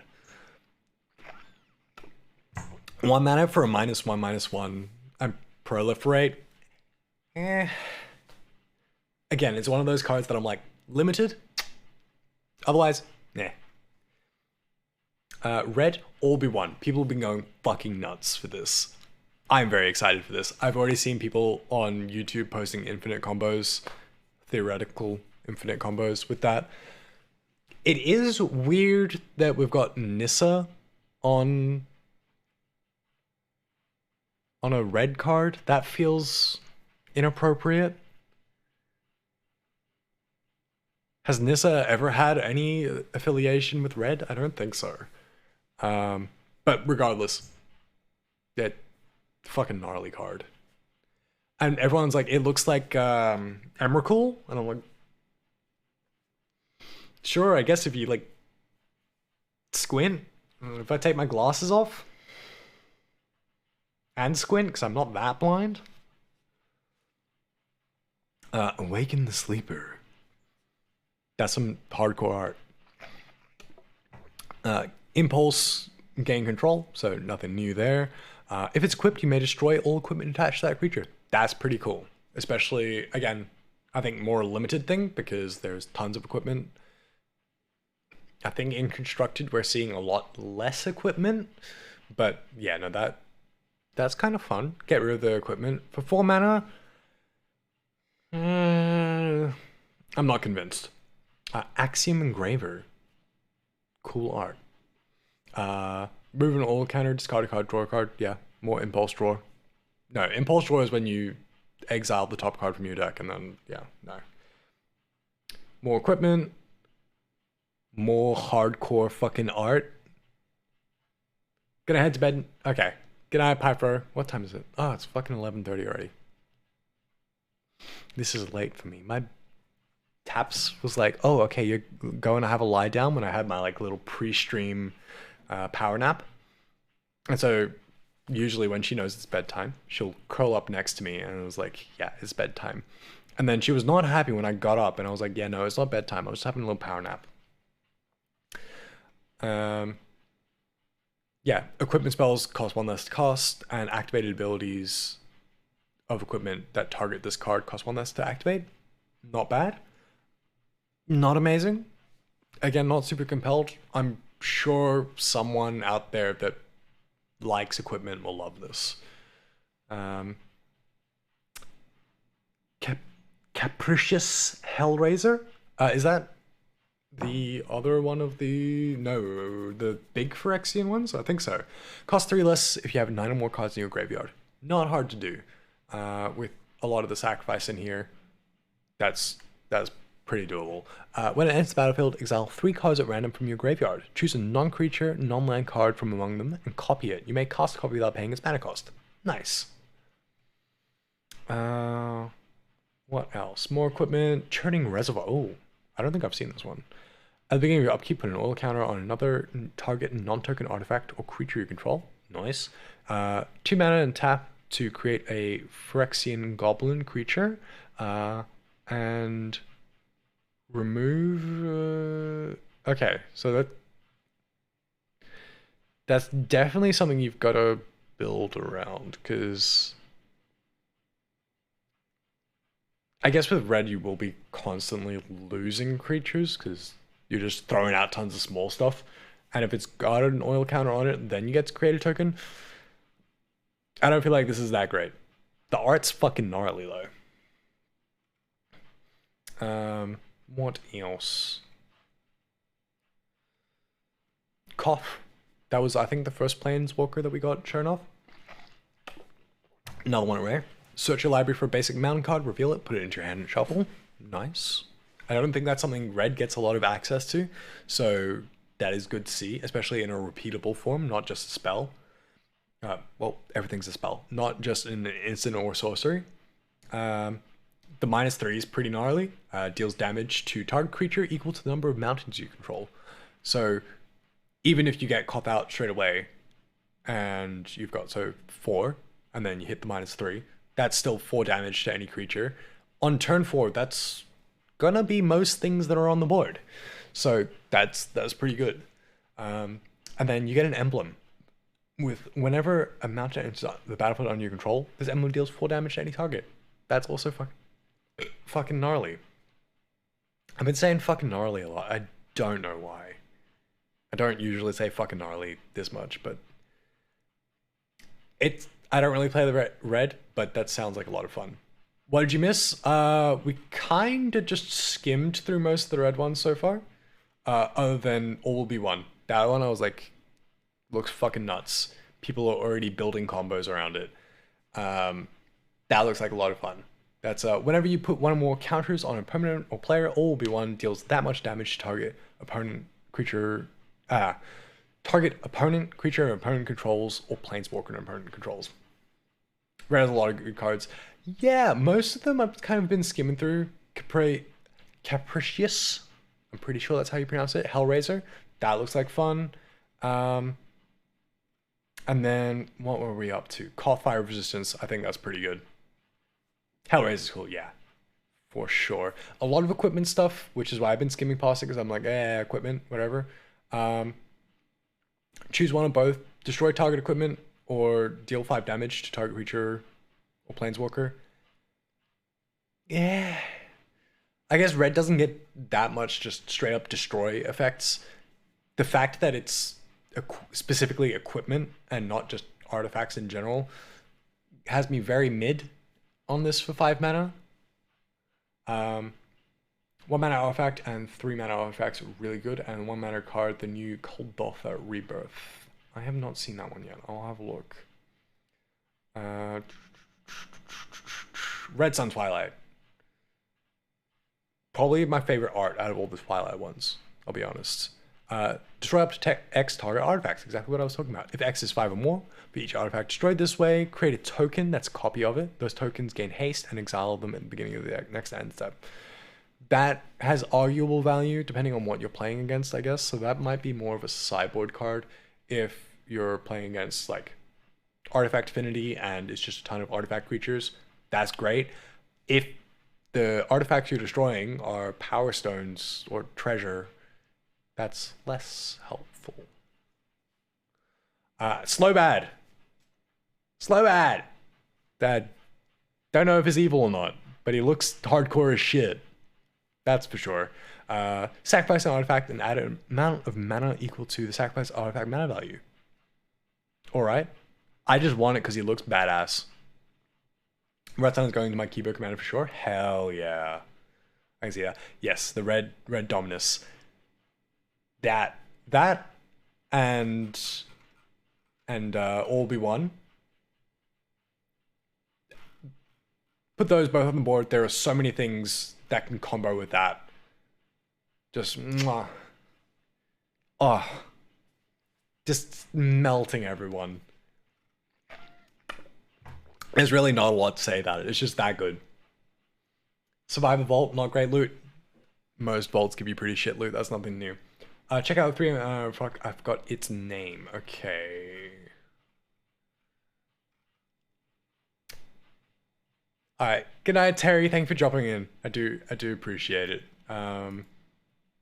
Nemi, do you remember if it's a red artifact or just the colorless artifacts? Hey, Sparky, how's it going? So Erebras Forge, at the beginning of combat on your turn, put an oil counter or Erebras Forge. Yeah, and then you basically create a bigger Phyrexian horror each turn. That's kind of cool. Don't love it. Don't hate it. It sounds like fun. Definitely good sort of thing if you can get, what's the other one? The white Dominus. Then you're making 2 of those each turn. That's starting to get out of hand. Feel like this can be really good in standard? Yeah, I feel like there's definitely opportunities. Red-white aggro would work really well with this. Erebrask's Anointer. That's giving me hardcore Warhammer vibes. That looks fucking gnarly. Deals X damage to any target with X's number of permanents you control with all counters on them. Very situational. Very red, but yeah. And we got 1 mana Phyrexian Wizard. Whenever you cast a non-creature spell, put an oil counter on Vindictive Flamestoker. And for 7 mana, sacrifice it, discard your hand, and then draw 4 cards. But cost 1 less for each oil counter. I don't know about that being a rare. I guess if you've got an empty hand, that's really good. But I guess it's a good thing to like throw out in the early game, and then turn 4 or 5, you run out of burn spells and you need to draw 4. That's pretty good. Combos with 1 mana red one. Yeah, exactly. I dig it. The more I think about it, more I'm like, yes, cool. Alright, so green I've really not looked through, so this will be new territory for me. Got a lot of goblins. I feel like goblins. Yes, goblins in standard. Let's go. Got my fucking shit draft Dominaria remastered goblin deck. That was a bad idea. Yeah, so I really don't know what I'm looking for in green, so I might take a little bit longer here. Trample, Toxic 1. You're going to get a lot of toxic counters out of people on green. Green gets everything, man. Green gets fucking everything. And I guess proliferate as well. So you're going to put a counter on and then proliferate. So basically, you're going to put on 2 counters each combat. That is very strong. And for 3 mana. Yeah, I don't like that. More reasons we need to protest green. What else? Ooh, I like that art. Sacrifice Kangabloom, choose 1. Destroy target artifact, enchantment, or proliferate. Not bad for 1 mana. Nice bit of removal. It's flexible. And then you get proliferate as well. So I like it just because it's flexible. It's not insane, but nice and flexible. Toxic Mono Green Stompy is it's absolutely gonna be popular, and I hate that. Destroy target artifact. Yep. Conduit of Worlds. This, I think, is gonna go with. You were talking about Golgari Self Mill. I feel like this and Mirren Safe House, both gonna go in well. New Crucible is cool. I haven't got that far yet. We'll get there. But yeah, that's pretty good. I don't really play green, so I don't have too much to say about it. Evolved Spider, that's a very weird looking anteater. Has trample as long as it has 2 or fewer all counters on it. Otherwise, it has hexproof. That's kind of cool that you get to choose between it having trample or hexproof. So if you keep proliferating, you get to keep hexproof. If you don't, then it gets trample, which on a 5/5 is kind of nice. Oh, conduit is the new crucible. Got you. But I guess that goes in line with whatchamacallit. The black one, Archfiend of the Dross, where you've kind of got that. You've got to maintain it. You've got to be conscious of it. Green Sun's Twilight, there we go. That's an important one to look at. I love the art for this one. It's definitely not my favorite. I think Red Sun's Twilight is probably my favorite art.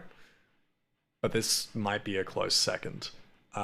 Real top X plus 1. So even if you hit 0 into that, you're getting 1 out of it, which is not amazing, but I think that puts it a step above most of the other ones.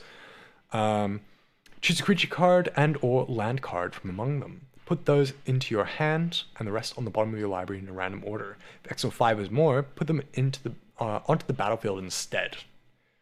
I think that's pretty strong. Surprise, surprise. Green gets the good shit. What was the one next to Spider Dome? Evolving Adaptive, 1 mana. Enters with a all counter. Right.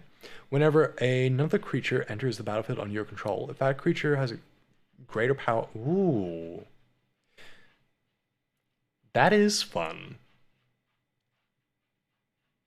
It's also very green, just like getting bigger and bigger. That, yeah. I see it. Incubation Sac. Create a 3/3, remove an all counter and create a 3/3 colorless Phyrexian Golem.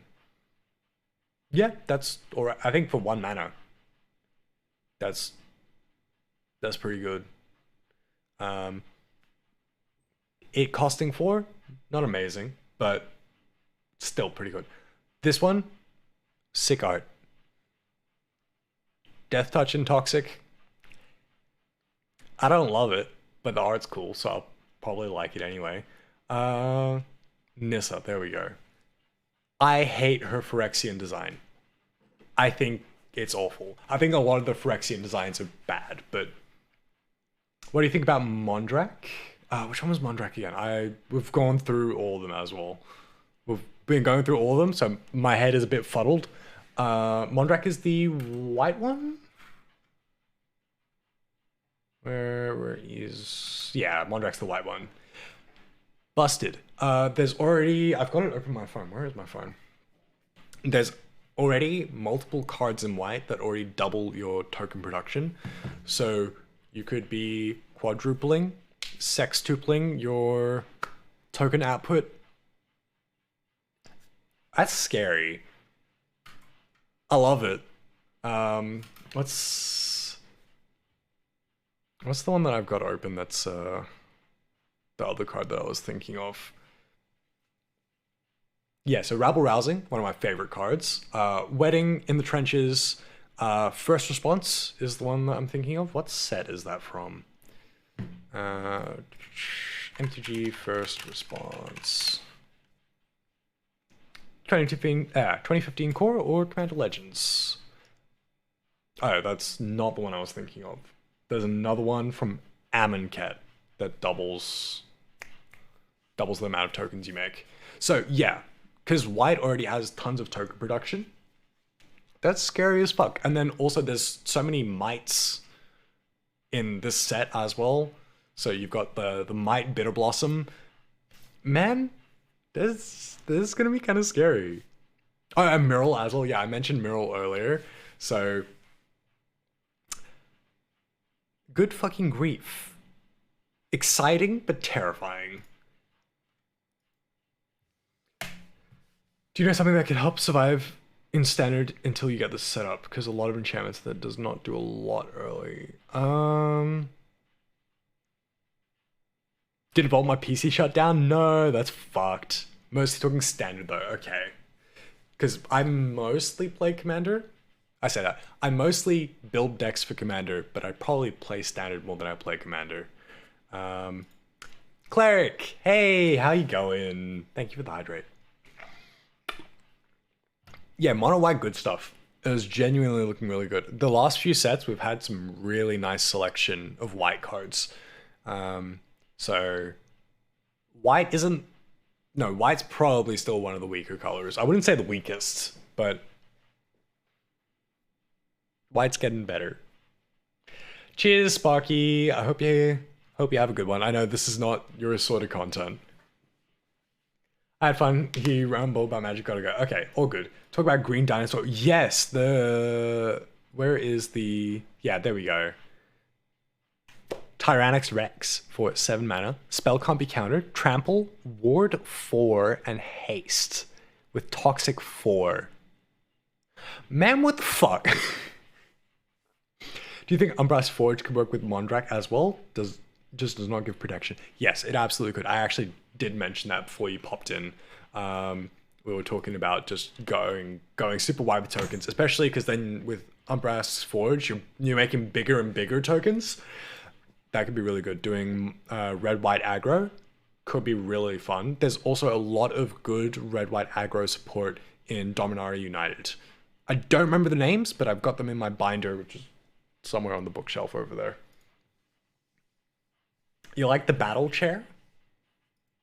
What battle chair? How do you survive? That's the problem, I guess. You're in white, you can stall with life gain, I guess, which is not ideal, but it is an option. I would have to have a look through and see. Green uncommon. Do you know what the mana cost was? Sorry, we haven't gone through the green dominus yet, so let's have a look at that. At the beginning of each combat, double the power and toughness of each creature you control until end of turn. Isn't there a card that already does that? It's an enchantment from Midnight Hunt, I think.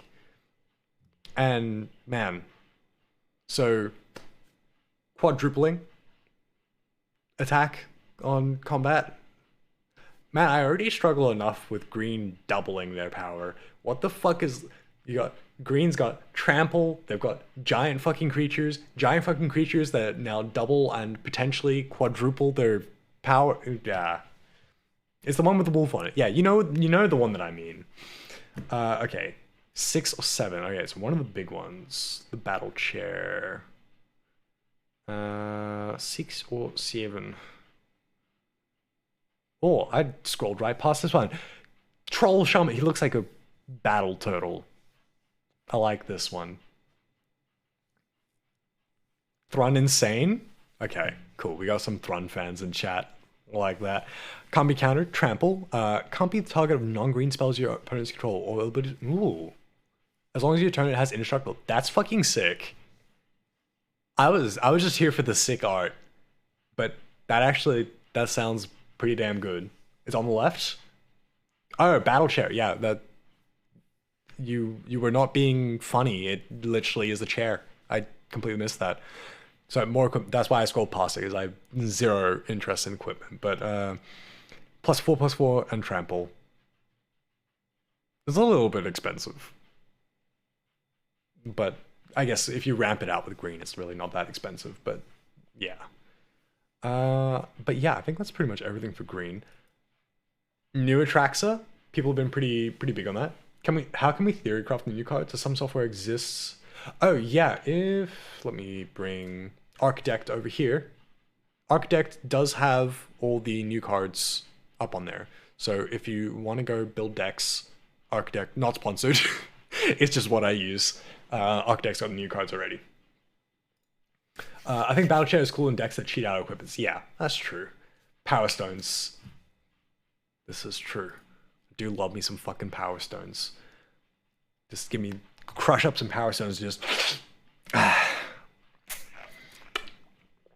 Alright, so genuinely, as soon as I saw this come out, I was like, cool, I know what the commander is going to be for my almost rainbow Phyrexian deck, because I wanted to build one for ages.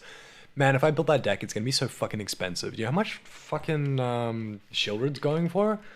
MTG Shieldred, the Apocalypse. Here in Australia, it's like 110 bucks. Yeah, 75 US dollars. So 75 US dollars to AUD. Yeah, 105 bucks. So yeah, about 110 bucks is about right. I want one so bad, but I'm not spending 100 fucking bucks. Atrax is off, man. I know, the new Atrax is so fucking good. What about Jingataxius? Did I spell that right? No. Did I spell it wrong? Can I... Jingataxius... Oh, because it's hyphenated. Gotcha. Nope, I'm still spelling it wrong. What? Look, that one. That's only 13 bucks. I guess because it's 7 mana. But the fact that you can basically counter a spell for free every turn. You don't get control over it, but free every turn is pretty good. And then, yeah, copying the spell, pretty sick. What about Urbrask? Urbrask, there we go. 20 bucks for the showcase one, that's actually not bad. 20 bucks US again, so here in Australia, it's, I think, about 50% more? Not quite, but getting towards there. Jin is Simic Nah. Ginny G's my homie. I only play Jingataxius on Arena because, like I was saying earlier, as much as I love a lot of the Praetor cards, I do feel like they are too powerful for a lot of casual play. And when I'm playing with my friends, it is pretty I'm the sweaty guy at the table. And then I go to my local game store and I get my ass fucking beat. You just Jin to double his awake. Ooh, that's terrifying. I have not had the displeasure of playing against Awake in the Woods yet. Thank God. And then Vorinclex.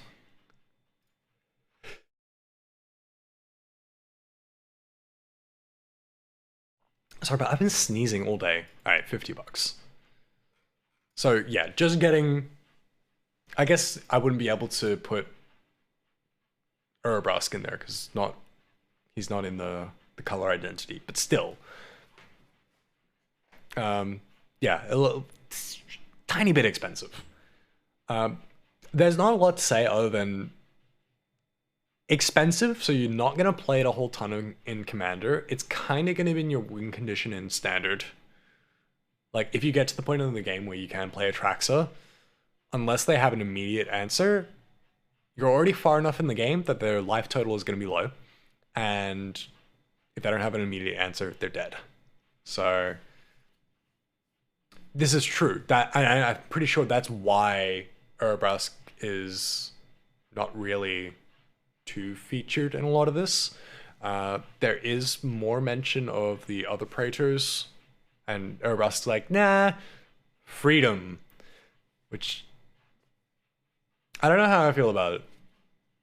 Like, it's nice to have one of the Praetors be like, yeah, Phyrexian free identity, but it kind of is counterintuitive to the whole Phyrexian ideal. So I don't know. My favorite anarchist? Hell yeah. We love a little bit of anarchy. Equipment, fucking gnarly art. Really not that great of a card. Just, yeah, I feel like most cards that are X value, at least it's fixed at 5 toughness. So if someone destroys all your artifacts, I guess that would be included, so it doesn't really matter. But there are some cards that are regular creatures that have the equal to XX artifacts, and then you lose all your artifacts, and then you're like, oh, there goes a creature as well. Not amazing. Azuri, Stalker of Spheres. It kind of looks like she's surfing. You may pay 3. If you do, proliferate twice. That's pretty cool. And then whenever you proliferate, draw a card. Nice. More shit that green doesn't need. That card can be good in some weird affinity deck. Yeah, no, if you're doing like hardcore artifact affinity, fucking great. Like all your lands are artifact lands and all that. Like, yeah, that's the way to go. Glissa Sunslayer. Very, very sad to see Glissa Phyrexianized. I actually don't care, but more modal stuff. And like we were saying earlier, modal is good. Whenever it deals combat damage, choose 1. Draw a card and lose 1 life. Destroy target enchantment, or remove up to 3 counters from target permanent. So that's already, you're countering planeswalkers, you're countering oil, you're countering a lot of the proliferation, and then card draw, fucking great. I just got thumbs up for that one. That's good. The Glissa, yeah, it is really good. For 3 mana, yeah. First Strike and Death Touch. It's really good. I'm surprised it's not Mythic, to be honest. Yeah, First Strike, Death Touch combination is just tiny bit busted. Jorkadine, first Gold Warden. Whenever it attacks, gets +X/+X, which is number of equipped creatures, yeah. More equipment stuff, not really that interesting. Kaito, yeah, again, another kind of nothing planeswalker for this one. You can activate his abilities twice if you go to combat first. So it's kind of similar to the first one. Jorkadine has weird art. It does. It doesn't really fit in with the style of the rest of the set.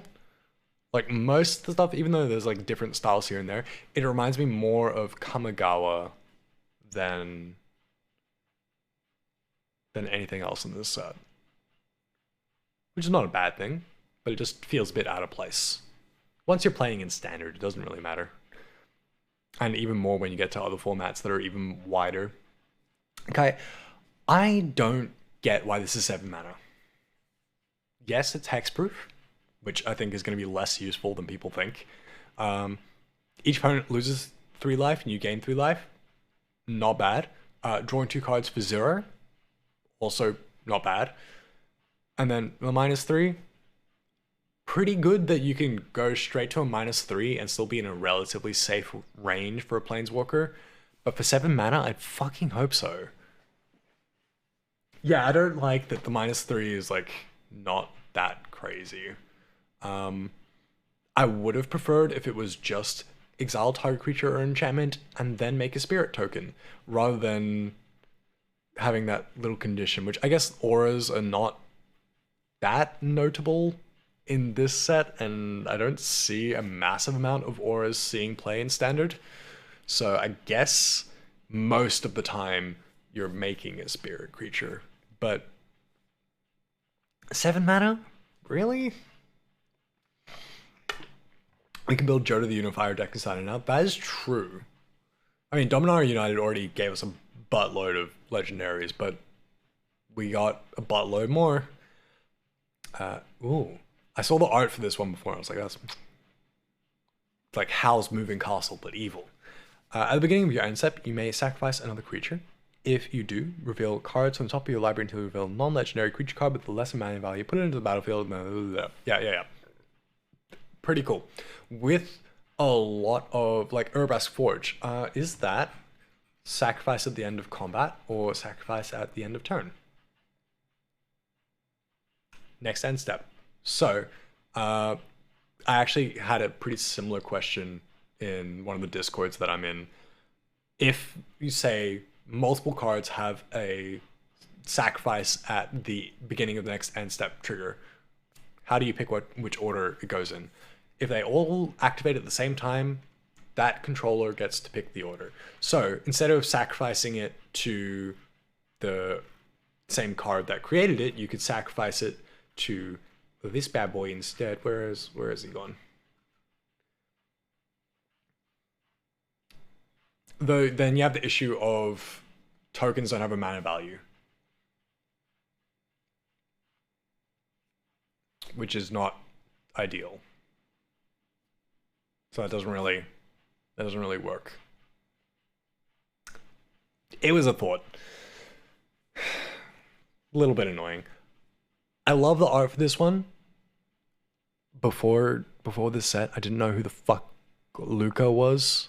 I still don't know who Luca was, but this card's fucking gnarly.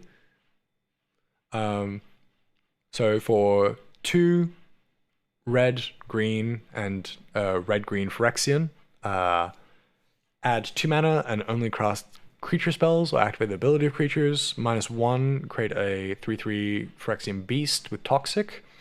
Or -4, deals X damage divided as you choose, where X is the greatest power among creatures you controlled as you activated this ability. Very green. With the amount of doubling stuff that's happening, yeah, that could be painful.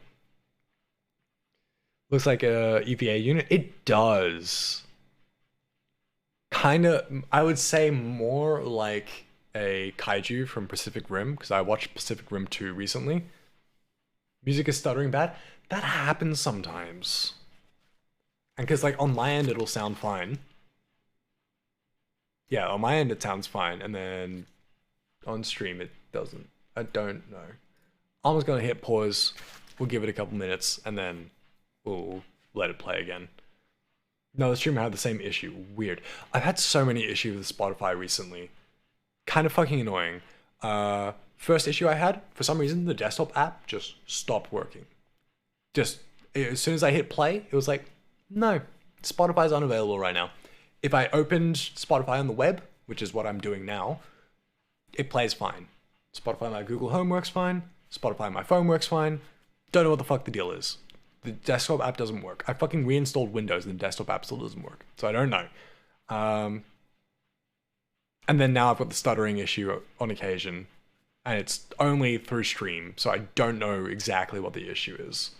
Because it still sounds fine at my end. Malcator Purity Overseer. Aside from the fact that it has negative lore implications for my Urza artifact deck, I really want to put it in there. Because it's so easy to just have 3 or more artifacts enter the battlefield in one turn. That's really not difficult to do. Especially with like Miral Sword of Argiv, then you can just make a fuck ton of soldier tokens. Done. Easy. That's your 3 artifacts in one combat. Perfect. And then creating a 3/3 every time. Nice. Malira Living Cure. Love the art for this. The effect is kind of cool that, like, yeah, can slow down the poison a bit. And making it only 1 per turn is actually pretty major, but I don't know. For some reason, the card just does not compel me. It'll probably go in my humans deck just because 2 mana for a 3/3. And you've got the return from Graveyard Clause. Not bad. Miglo's Maze Crusher. Another one that kind of looks like a kaiju. Or like the corrupt, fucked up kaijus in Pacific Rim. I don't know why Pacific Rim 2 gets such a bad rap. I had a lot of fun with it. It's not as good as the first one. I'll be transparent about that, but it's still fun. I'm gonna hit play on the music now, and we'll see if it goes. Nihiri the Unforgiving. How do we feel about Nihiri as a character? Because I am very mixed. And I don't know if I'm happy or sad to see her completed. I don't know, but she looks badass. So for 4 mana with 1 Phyrexian, only got +1s and a 0. So 0's exile target creature equipment card with value less than loyalty. Create a token that's a copy of it, and it gains haste. And then exile it at the beginning of exile. I don't see the appeal of that. I'm sure someone that does super aggro stuff can figure out the value in that, but no, I don't get it. Discard a card and draw a card, sure. Until your next turn, up to 1 target creature attacks. So, like, to me, this seems like one of the planeswalkers that should have been rare instead of mythic. Maybe that's just me. I don't know. I don't feel like it's that great. But maybe I'm missing something. I don't know. Necrogen Rot Priest. Again, fucking hardcore art. Whenever creature you control with toxic deals combat damage to player, they get an additional poison counter. People are gonna hate that. There's not a whole lot more to say other than people are gonna fucking hate that. More fucking hardcore art. Flying Ward 3, pay 3 life. Is that 3 mana or pay 3 life, or 3 mana and pay 3 life? Given it is 7 total, I think it's both. Whenever you cast a non-creature spell, create X red Phyrexian Goblin creature tokens, where that is the mana value of the spell, and they have haste until end of turn. That sounds like a lot of fun. Gimme. I want that. Slow Stinger. Hardcore art. Hardcore art. Tyvar, again, a character I'm not really familiar with because I wasn't around when Kaldheim was out. I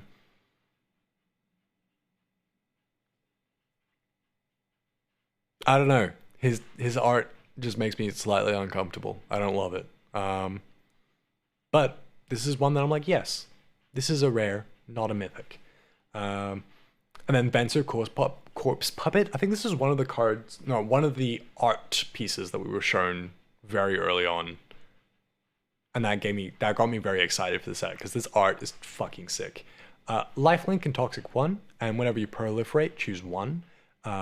Create the Hollow Sentinel, or target artifact you control gains flying and lifelink until end of turn.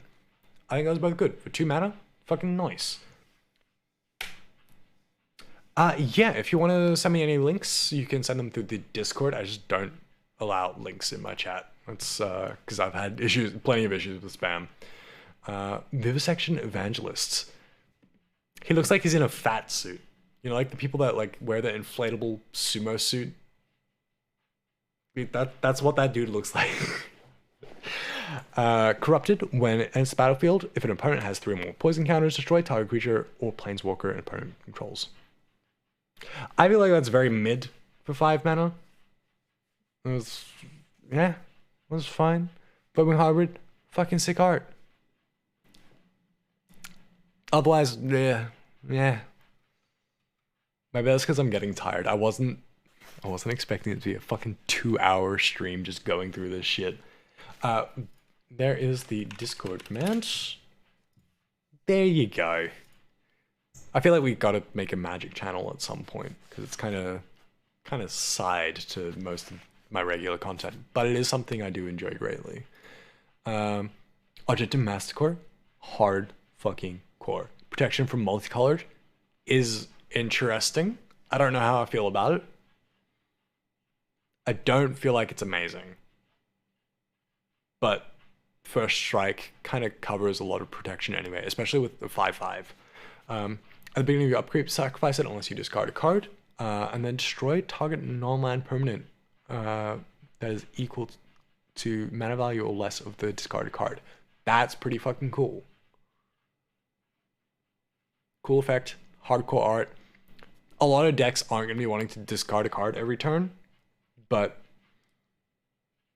as someone that plays a lot of Commander, and I feel like most of the time, once you're at like turn 5 or 6, you've got enough card draw going that you should be able to just discard a card pretty freely each turn.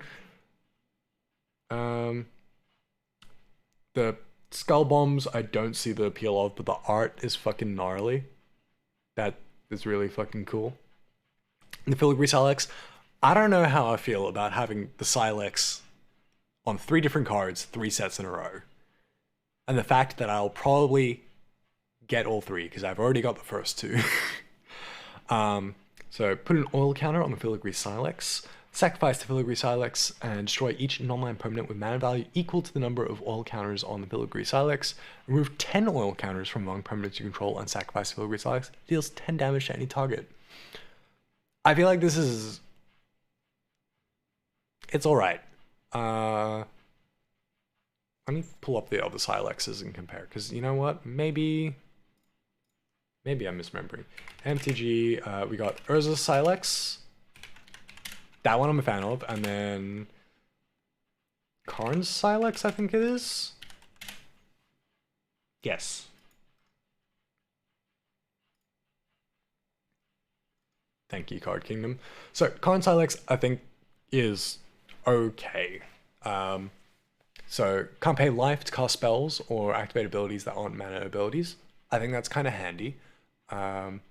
Not amazing, but just like a nice little side effect that's like handy. And then Karn's is X or less, where X is the amount of mana that you put in, which I think is all right. Versus this is equal to. So it's not, say you've got 5 oil counters on it, it's not 5 and below, it is just 5. So it's a bit more targeted, which means if you want to be destroying something specific that your opponent has, good for targeting something like that. It's kind of like Blast Zone.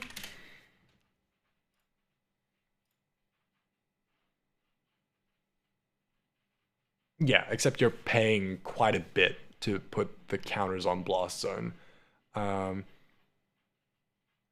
So you've got the benefits of Blast Zone being land, so it's gonna be easier to avoid removal, and people are gonna be less able to counter it. But I guess the other benefit of land is you can't counterspell it. So if you get a lot of counterspells in your play group, that might be a better choice. Burn Down the House is alright in a token deck, or will mess yourself up too much. Ooh. I've never played with it myself. I've only ever played against it. I don't see why it wouldn't be. The Devil tokens are good, and it's a decent board wipe as well. So let me double check that I'm remembering the right card. With Mondrak, so you're making even more Devils. 6 tokens. That's pretty good. Yeah, I would say that could be a lot of fun. Like Mondrak and Urbrask Forge and just doing red-white aggro, I think will work really well. I would definitely like to see that if you end up building it. Did we talk about Miglos? Which one's Miglos? Words. Rash Forge? Urbrask's Forge. It's... I really gotta stop scrolling back. That one. Yeah, that one. Gruel through Mana Guy. I think so. Where are we going? Where are we going? Miglos. Yeah, that one. Big boy. We did talk about him. I didn't really have too much to say, to be honest. Sounds like fun. Not something I would play personally. Have it in my brew. Nice. Yeah, so we were comparing the Filigree Silex to the older Silexes and like similar sort of removal. So I would still say Urza Silex is probably the better one out of the 3 of them. Like Filigree Silex is nice, is a little bit cheaper. You don't have to pay to activate it. So you've just got to take time to charge it up. With Proliferate as well, you could charge that up really quickly, or take the slow route and just tap it each turn. Or if you've got Unwinding Clock and playing that in Commander, you could be doing that as well. Reminds you of Rational. Yeah, I can see it. I can see it. But yeah, like if you were really gonna have a Silex, I feel like Urza Silex is probably still the best one. Filigree Silex, that is true. That is one thing that the other Silexes don't have, is Filigree Silex can be doing 10 damage to anything. So if your opponent is 10 or less, you got that. Yeah, no, I'm not saying it isn't strong. I just, I guess in the strategies that I play, I would prefer Urza Silex. But I can see the benefits of Blast Zone, not Blast Zone, Filigree Silex. I was comparing it to Blast Zone earlier. They've both got their benefits and downsides.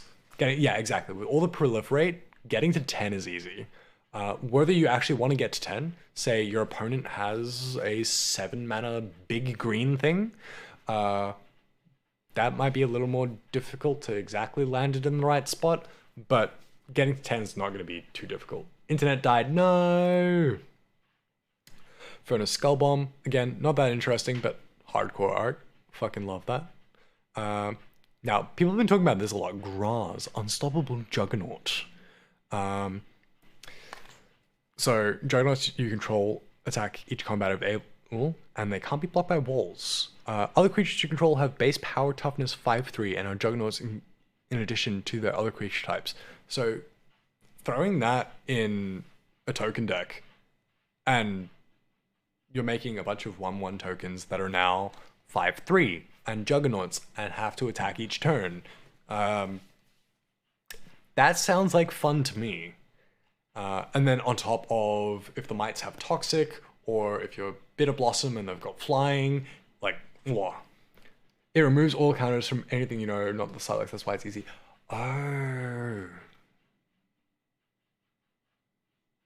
That is true. I missed that part. So it is even easier to get to 10. That is a very good point.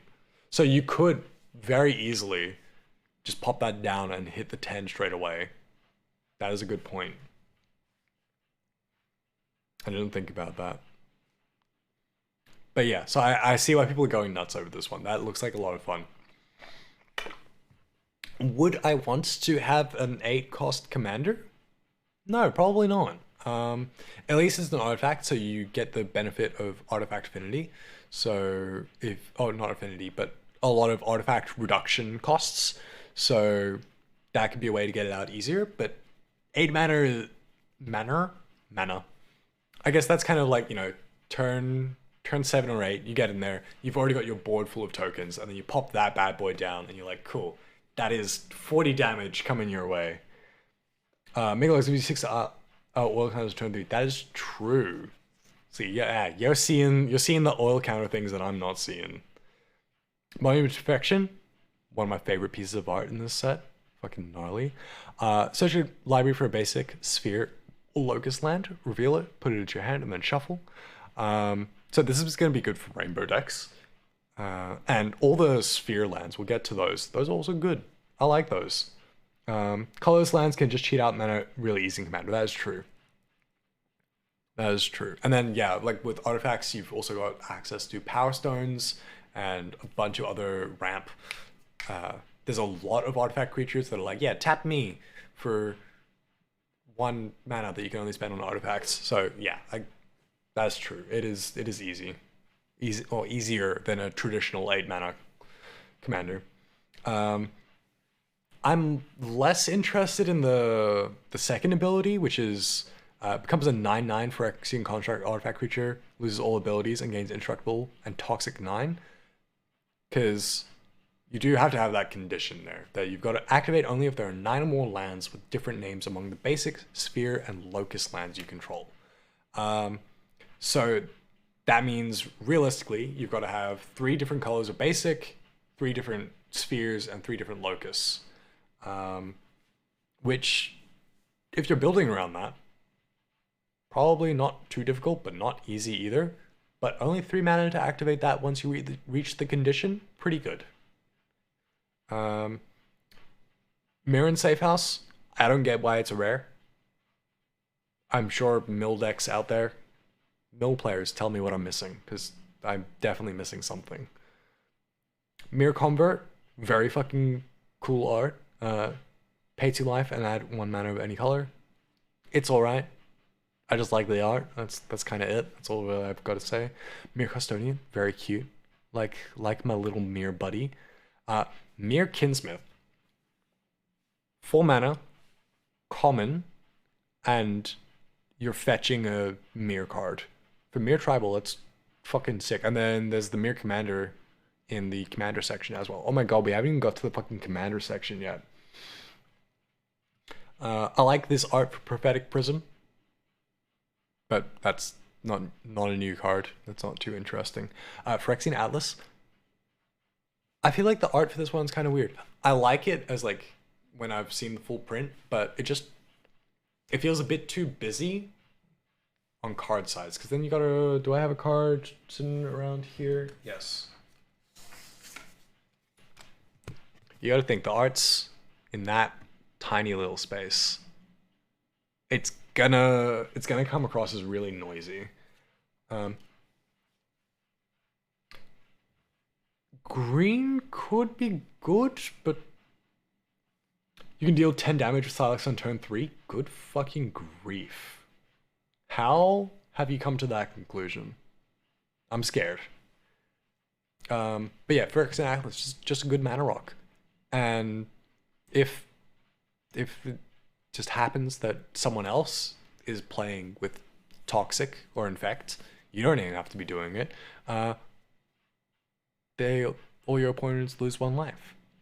Oh, it's all the opponents that have counters on them. So it's a nice little way to just slowly chip away at them. Incandescent Aria is really nice. Which one is that? Incandescent Aria. Yeah, Streets of New Capenna is another set I'm really not familiar with. Ooh. I see. Yes, I like that. That would go nicely. Cool. More equipment, short, whatever. Mid vehicle with very cool art. Nice. Staff of Completion. I think looks pretty cool. I don't think it's mythic pretty cool. I think realistically it should be more rare. But hardcore art. Play 1 mana green artifact on turn 1, gets 3 oils. Silex on turn 2, put an oil on it. And then Miglos on turn 3, and he gets 6, which is 10. Fuck. That is terrifying. That is genuinely terrifying. I hate that. Can't wait to see that in ranked. Tablet of Completion is also one that's looking pretty good. Oil counter on Tablet of Completion, and then add 1 colorless, and then draw a card for 1 mana once you get a few turns down the line. And again, with Proliferate, you don't have to be going 5 turns to get that going. So, pretty good. Pretty easy to start getting that 1 mana draw a card, which, great. And then this dude. This dude looks fucking cool. Whenever a player casts their first multicolored spell each turn, each other player draws a card. In Commander, that is going to be almost everyone at some point in the game. Because most people are playing at least a dual colored Commander, if not triple or 4 color Commander. So I feel like regardless of what your deck is running, this could be a good card to put in it. Then the lands. Okay, so these are the sphere lands. The art is fucking rad for all of them. Love it. And then, yeah, entering tapped, not ideal, but you're getting colored mana, and then you're getting sack for a card. Both things I like. And you've got 1 in each color. It's great. We've got more fast lands. which is great. Then there's the Dross Pits, that's the other sphere. Basilica, other sphere, that one's fucking nice. Where are the Locust ones? Oh yeah, Mycosynth Gardens. That could be interesting in artifact-centric decks. So if you want to make it a copy of, say, one of your mana rocks that can make mana of any color without paying, or one of your really big artifact creatures, you can do some cool stuff with that. Surgical Bay, probably my least favorite art of all the spheres. Just, I feel like it needs a bit more contrast. It's all very dim and reserved, which I guess kind of fits Jin-Gitaxias, but I don't love it. The Seed Core, despite it being really cool art, it's a card I'm not super interested in. It'll go in a Phyrexian deck, and that's just about it. Terramorphic Expanse, it's just another fucking Evolving Wilds, which is good for Commander, because now you can have basically 2 Evolving Wilds in your deck. And then, yeah, all the full arts. Do you guys have a preference for the full arts? Because I feel like these feel more like card sleeves. And then these feel more like lands. I like the full art lands like this more than the arty ones. I would love to have a sleeve like these. I would be very surprised if they don't put those as a sleeve option on Arena, because that'd be very, very cool. Okay, and that's the bottom of the main set. How fucking long is the... Okay, the Commander one is not as long.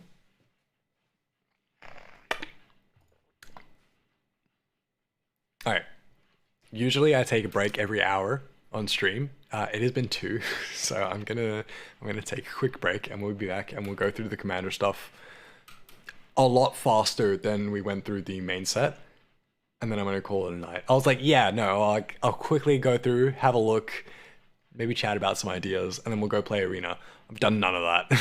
And now it's fucking midnight. Okay. We'll be back in a couple minutes.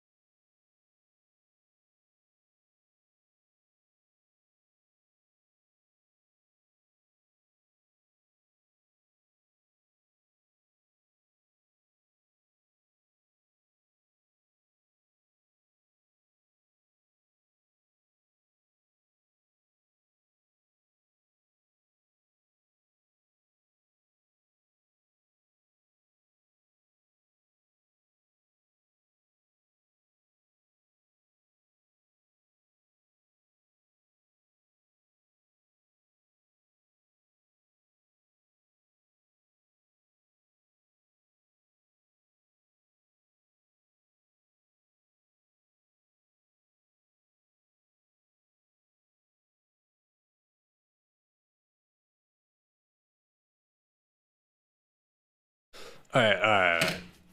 Let's get through the commander stuff, and then I'm gonna call it a night because I'm exhausted, and this was not exactly the plan. So yeah, we're definitely gonna go a lot faster.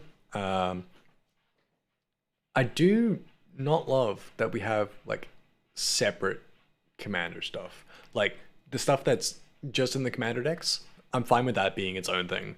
But the fact that there's commander stuff that you can only get, it's what, one slot in each set booster, and I think maybe two slots in the collector boosters. It's stupid. It I don't get it.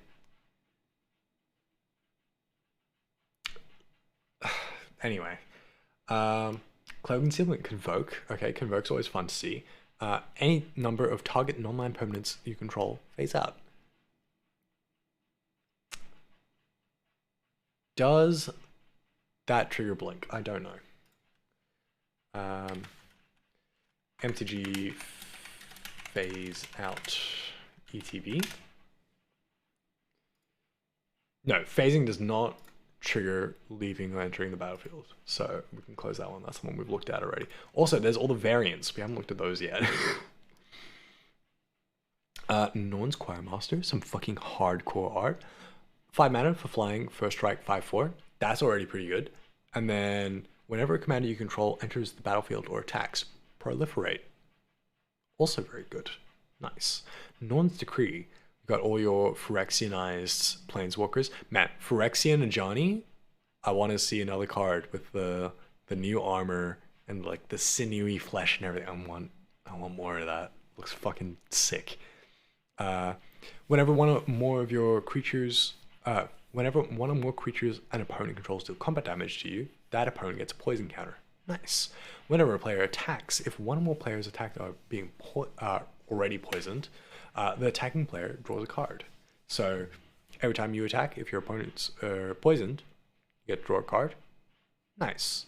But that also applies to everyone else at the table. So say you have a poison counter on you and you're being attacked, that person gets to draw a card. So it goes a bit both ways. Staff of the Storyteller. Oh, it's for the cool troll frogman that I was like, yeah, he looks hardcore as shit. When it enters the battlefield, create a white spirit creature, and whenever you create one or more creature tokens, put a story counter, and then remove a story counter and draw a card. That's pretty good, given white is already making a fuck ton of tokens with all the mites. So that's pretty good, especially for 2 mana, and then it's 1 mana and draw a card basically, as long as you continue playing the game more or less. Call the Coppercoat's already a good card. Is that the same art that Call the Coppercoat's already had?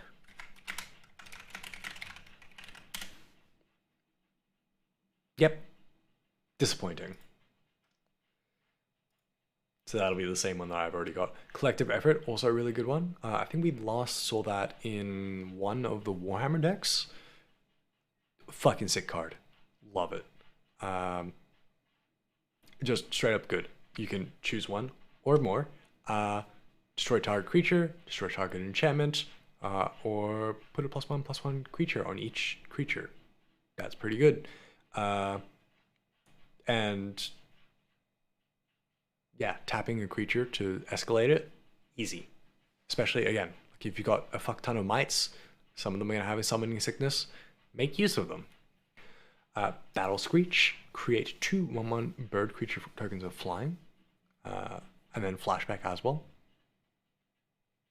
Look, not amazing for 4 mana, not bad given that it has flashback. And again, flashback is super easy. You'll easily have 3 mites with summoning sickness if you're building around tokens.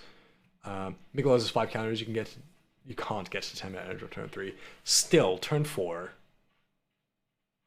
Still tiny bit scary. Quote of Grace. You become the Monarch. I still don't understand how the Monarch mechanic works. So don't ask me. Create Angel if you're the Monarch. Okay, cool. That is pretty good. You're getting a free token regardless. So Nice. I don't know why Elspeth isn't. This is old art. I don't know what art it is, but it's old art. That's why it's not in the main set, because it's not new Elspeth art. You gain 1 life for each creature you control. Again, going super wide with the mites. Easy. Create 3 tokens. Easy. Destroy all other permanents except for lands and tokens. So, again, something that will go in every token deck. I'm surprised it's not in mine. Cut a deal. Each opponent draws a card. Then you draw a card for each opponent who draws a card this way. So, everyone else draws 1 card at the table. You draw 3 cards. Nice. Landfall triggers, nice. Whenever land enters your battlefield under your control, you may create a bird creature token with flying. That's pretty good. 4 mana, you got a 3/3 flying already, and then you're making another flying every time the land drops, which, in theory, for your first few turns, at least, you should be getting a land drop every turn. So you're at least getting, I would hope, 1 or 2 bird tokens out of it. It might get removed before that, but Feldar retreats, more landfall triggers. Whenever land enters under your control, create a cat. So that triggers Kenra, I think it was, the other cat one in the main set. Or put a +1/+1 counter on each creature you control, which is pretty fucking big. So you can start building up your board. Next turn, put maybe more mana into making more tokens, and then the turn after that, you're like, cool, I've got a bunch of 1/1s. They're now all 2/2s, and then they're all 3/3s. If you're doing this with green, you're doing that even faster. Finale of Glory. Oh, I've got this in my soldier deck. Create X value 2/2 white soldier creature tokens with vigilance. If X is 10 or more, also create X angels. Pretty straightforward. Pretty nice. Flawless maneuver. If you control a commander, you may cast a spell without paying its mana cost. Creatures you control gain indestructible until end of turn. Fumigate. Destroy all creatures. You gain 1 life for each creature destroyed this way. Fucking fun card. Anything else that's particularly... Whenever the creature... Everyone gets +1/+. That's pretty good. Harmonious Archon. Yep. Whenever it enters the battlefield, creates... 2 white human creature tokens, and then everything else that isn't an Archon gets not +3/+3, base 3/3. So that can be a downside, but if you're doing human creatures, human tokens, it's mostly 1/1s and 2/2s. So you're gonna be. It's just my fridge being really loud. Okay, anything else? It's looking like a lot of reprints. Mentor of the Meek, really good one. Path to Exile. Ooh, Norn's Annex, that's a new one. Creatures can't attack you, or planeswalkers you roll unless... Ooh. So it's just Phyrexian. There's another one in the Spirit Commander deck from Crimson Vow. That's the same thing, but a creature. But this one's just Phyrexian. I like that one. I'm going to make note of that. Creature tokens you control get +1/+1. Another one from that makes me think of Dark Souls 3. When you get to the ruined settlement and you're on like the ruined castle before you make your way down, that's what it makes me think of. Phyrexian Rebirth. I'm pretty sure that's in the Brothers War Commander ones as well, because I've seen that before. Another Cat Soldier. Windborn Muse. There we go. That's the tax one I'm talking about. Creatures can't attack you, so you can have double tax with just this set. White Sun's Zenith. Create X number of white cat creature tokens, which on its own is not that great. So you're paying 4 mana for 1, but then you can shuffle it back into your library. Phyrexia's Outbreak. That's that classic art that I'm talking about. I love that. Need to do 15 cuts. That is the worst fucking part. One of the things that I've done to try and like curb the amount of cards that I have to cut, I put in land first. I'm like, doesn't matter what my curve is, 38 land. And then once everything else is in there, and I'm like, okay, my curve is pretty low, then I might cut 2 land. no interaction. It's all on the all counter plan. Honestly, I think that's honestly the best way to make gimmick decks is don't worry about anyone else. Have like your basic removal and your basic board wipes, but just focus on doing you. Just get your game plan going. Yeah, if you want to throw it in the Discord, I would love to see it. I'll have to have a look at it in the morning though, because I'm gonna wrap up stream and just pass out. Target player draws 3 cards, loses 3 life, and gets 3 poison counters. That is, for 5 mana, pretty good on yourself, and also a good way to just knock someone out of the game, put them over 10 poison counters. Knight's Whisper, love seeing Ixalan art reprinted. Just Ixalan is my favorite set for those of you that are new here. Yeah, no, it's all good. There's a Discord, exclamation Discord, if you want to pop it in there. But yeah, we just don't let links in chat because it just leads to spam. Converge, draw X cards and you lose X life, where X is number of colors of mana to cast a spell. That's a bit of a mouthful, but yes. So in theory, up to 3 mana, up to 3 cards, 3 mana, not bad. Icarat's Infect, classic Infect, not new Infect, is Toxic, which I think is interesting. Combo with Shieldred for 9. Oh, no Shieldred, not Shieldred. Yeah, I find it interesting that like, yeah, we're gonna bring back some Infect, because that's basically the equivalent of Toxic 2 and Toxic 1. I do like the older Phyrexian art though. It's nice.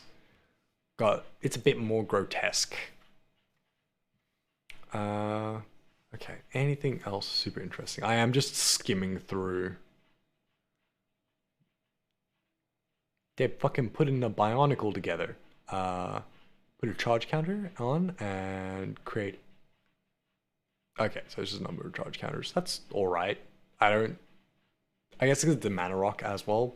But 3 mana for a mono red mana rock? Eh. Chain damage.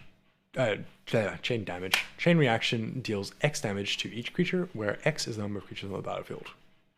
That is a good counter to all the token shit we've been talking about.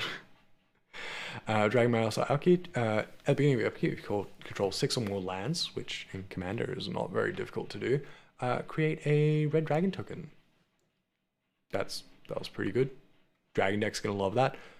Why this is in the Phyrexia all B1 Commander set, I don't understand. But sick card. Honestly, yeah, a lot of these I don't understand why they're in the Commander set, but that's alright. I'm mostly looking, like, the reprint stuff I'm kind of skimming through. Glissa's Retriever, ooh. You know what that fucking looks like? The Doom Slayer, Doom Killer, Doom Eternal? Doom Hunter is what I'm thinking of. Doom Hunter, yeah. Yeah. They kind of look the same. It's just the eye. It's the eye that got me. Haste and Toxic 3. Yeah, that's weird because we've got Infect and Toxic. I feel like it's the sort of thing where they should unify it. But Haste and Toxic 3. Glissa's Retriever can't be blocked by creatures with power 2 or less, so no chump blocking. When it dies, exile it, and when you do, return up to X target cards from your area, where X is the number of opponents who have 3 or more poison counters. Okay. Not bad. Contaminant Grafter. Kind of looks like Shieldred, but green. Not in terms of the card mechanics, but just the art. Trample and Toxic 1. Whenever one or more creatures you control deal combat damage to 1 more players, proliferate. Nice. At the beginning of your end step, if opponent has no more, you put a land card, so more green ramp. Nothing too surprising there. Oh. That's fucking cool. And again, kind of leans into that classic Phyrexian body horror. That's very cool. Uh, Nothing super jumping out. That's the commander for the other one and the other one. I feel like this is a very middling commander. I'm not super impressed by either of the pre-made commander decks. I'm sure they're fun to play, but the commanders that are in them, meh.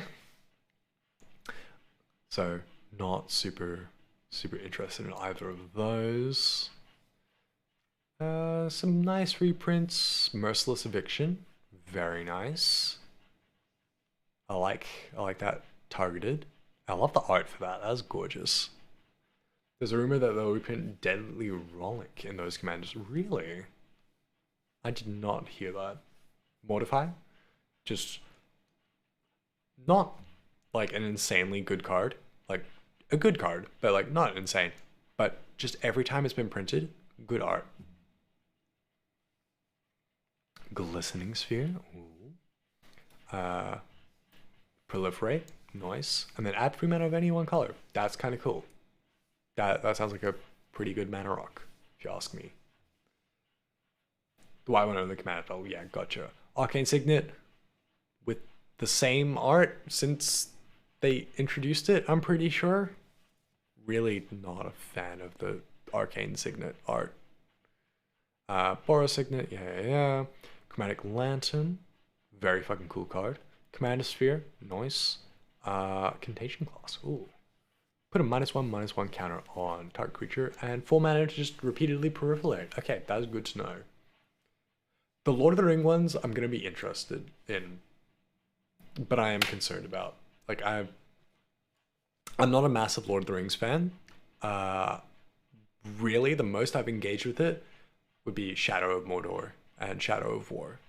Loved the fuck out of those games, but Lord of the Rings, like the movies and the books, never been for me. I'm iffy. I'm iffy on the set. I mean, we'll see. Solomon should have insane art, yes. It should be one of the Rings of Power. Like, I think just without any thought, people should be doing that. Someone, please, come on. Grafted Exoskeleton. Kind of looks like a Xenomorph. +2/+2 and Infect. Ooh. When it becomes unattached from permanent, sacrifice the permanent. I like that. Just from like flavor. Not necessarily as a card. I think it's an alright card, but just I like that flavor wise. Ichoclaw Mirror. Oh, look at the little guy. He's kind of cute. In fact, when it goes block gets +2/+2 until end of turn. That's pretty good. That card's commander staple. Yeah, that makes sense. Tap and draw a card. Only if you created a token this turn. More shit for the token gang. Let's go. And then sacrifice Idle Bloom. Yeah, the Eldrazi token. Yeah, okay, that's the one that is. Mere Battlesphere. Still one of my favorite pieces of art. It's fucking hilarious. Mindstone, always good. More of the same. Sol Ring, Solemn Simulacra, and Plague Mirror. Eh. Anything else? Buried Ruin, I quite like. Castle Ardenvale, that's one that I've got in my it's a Selesnya. Selesnya is white green, right? White green token deck. Exotic Orchard. I don't know. I see a lot of people put Exotic Orchard in their decks and like they're in all the precons. But to me that always feels like such a gamble. Like you're relying on your opponents to have the right mana that you need. Kind of weird. But I guess if you're playing at a table of 4 people, the odds that someone has at least one of the colors you're playing with is very likely. Excelling is usually playing commanders that deal non-combat damage, so you can kill people with poison counters. Right, I see. Khan's Bastion, more proliferate. That makes sense, because there was a lot of proliferate in the original Mirrodin block. Another Myriad Landscape. I love that art from Myriad Landscape. I still think the Brothers War Myriad Landscape has the best art. Kirkheap. More kobolds. Cool. Path of Ancestry, Classic Sansep Citadel. Ooh, a Triome. Nice. Ooh, that is fucking sick art. Real playing the swamp from your hand if you don't, and just tapped. Okay, I was hoping it would have more effects, but it's good if you have, yeah, exactly. If you're playing 5 colors, then yeah, that makes sense to have in your deck because literally anyone at the table is going to have something that you need. But for a lot of people who play 2-color commanders, I feel like it's a weird one, especially in the precons that are usually 2 colors. It feels out of place. Not saying it's bad. I see it in the wrong place a lot of the time. Better than basic, true. Temple of the False God, overrated. Ooh, what is this? That is some old art. Not in a bad way. It's gorgeous, but not very much the current aesthetic. Hideaway 4. You may play the exile card without paying its mana cost if you attack with 3 or more creatures this turn. Again, really good for tokens. Okay, we're gonna have a real fast. Please load everything. Oh my god, there's a lot more than I thought. Oh, how long was this one? Okay, similarly long. Okay, we're gonna have a real fast skim through the aesthetics. Okay, they're just everything. Got it.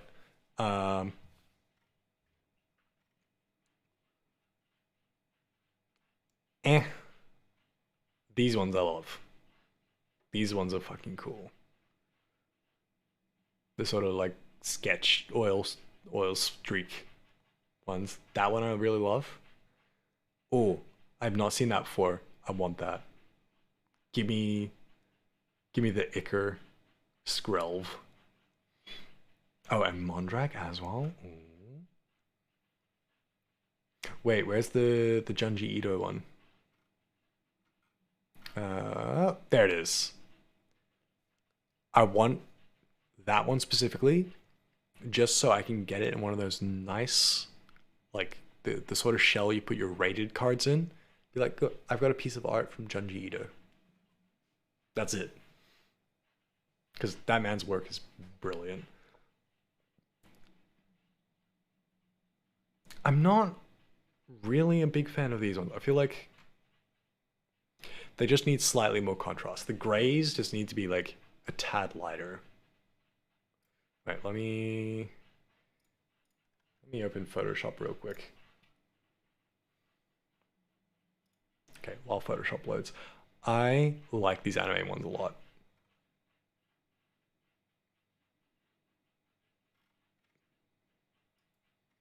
What else we got? The Junji Ito one's just so fucking good. And these ones, the what do they call them? The concept art ones. Very fun. That's not Photoshop, that's Premiere.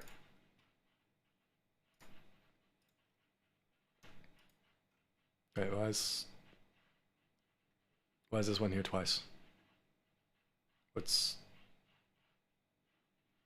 Unless they're putting the foil one here without the foil like layering on it. Sure.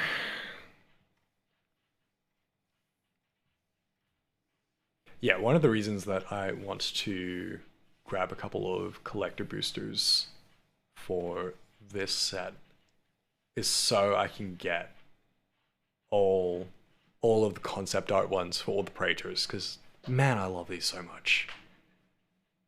So fucking good. Okay, let's quickly show you what I mean. Let's pop that in here, and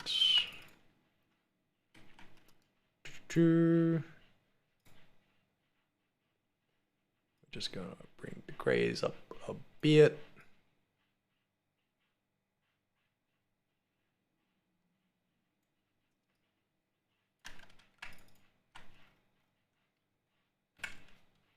All right, so if I save that, we can open it in Chrome. Okay, give me 1 second. Get in there. What did I say about there? Cool. So to me, we scroll back up to that one. Where is it? There we go. So we got that, right? We got that. I think this one looks way better. Ignore like the text is kind of like crunchy and stuff because I just did it in like 2 seconds. But I think that is going to be really hard to read across a table. Going to be, I guess the shape is so distinctive that you kind of know what it is, but I feel like that just looks so much better.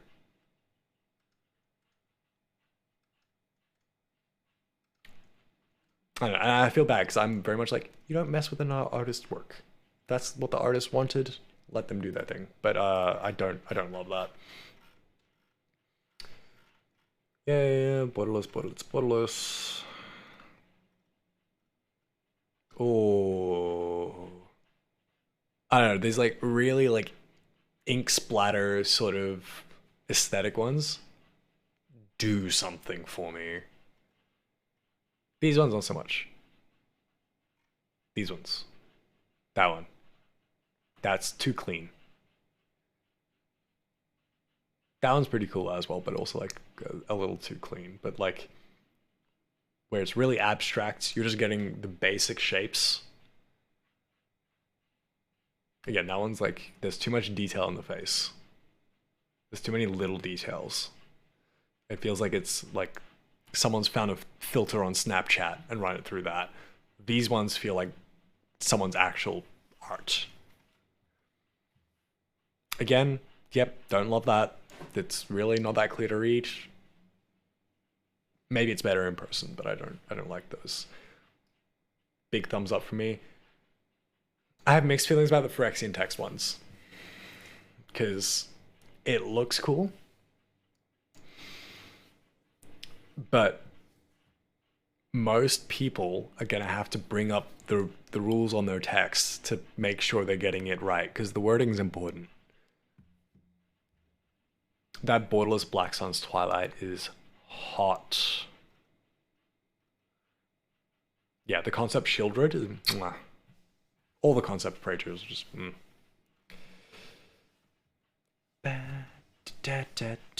Okay, where is Orbask? It's not alphabetical,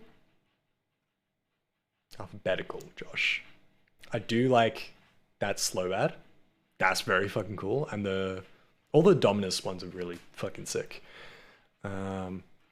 Is there another all will be one? Let's have a look. Because honestly, I don't love that. That is so nothing.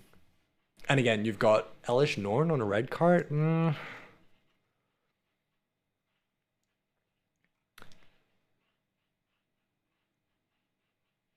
Okay, why is this a special one? I don't know. The borderless Urbrask Forge as well. Yum.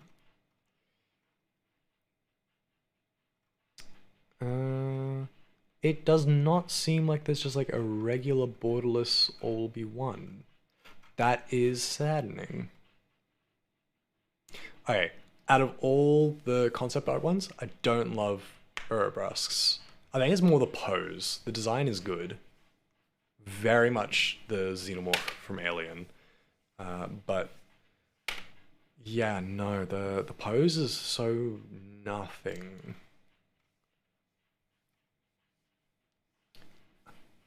Oh, that goes hard.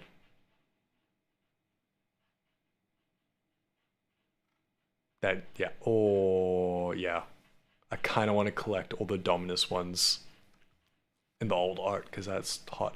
I find it so strange. So I've come back to Magic, and I've gotten into buying singles. Vorinclex, I also don't love the pose. Not great. That the alternate art so often is less expensive than just the regular art one, which I can kind of understand because people want to have their decks all look the same, which I get. I'm very much the same. Like I like it when my deck all the same border. I hate it when I've got like a retro card in all my modern Magic frame. Yeah, not a fan, but man, look at that. All that. I remember when that was leaked, and I did some sketches using that as a reference. I wanted to sort of mimic that style. I opened that one in a new tab. That's so good. That's also really good. Yeah, the Phyrexian text ones, no, they do nothing for me.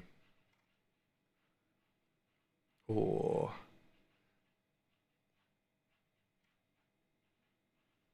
I do love the anime Nihiri one more than the actual one. But again, still don't think she's that great of a planeswalker. The Kaya one is also better. I love that also all the old arts are like, yeah, this is what they would look like if they were Phyrexianized. Alright, that's another one that I wanted. Got that open, right? I'm gonna pump the contrast again. So not perfect comparison, because I'm literally just running it through Photoshop. But yeah, there we go, and then refresh. Like, you see what I mean? I feel like it just has that bit more impact with just that bit more contrast. Just feels like it's missing something. Are those done by the same artist? No, they're not. Okay. They were such a similar style that I just assumed. But that one's juicy. Okay. Oh yeah. Annoys me so much. The borderless one of this is rare. The regular border one is mythic. Wizards, what the fuck? Like, I'm sure internally there's some made up rarity sheet that doesn't actually line up with the rarity that's on the card. Like, there are some mythics that are more rare than others. There are some rares that are more common than others. That's fine. Just print the card at the same fucking rarity. Don't do this shit. Don't. Just say it's mythic or say it's rare. Don't say it's both. That's fucking stupid, but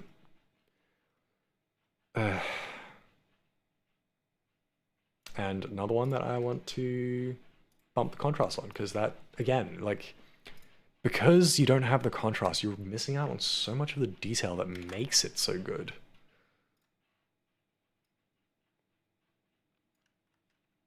Let's save that one.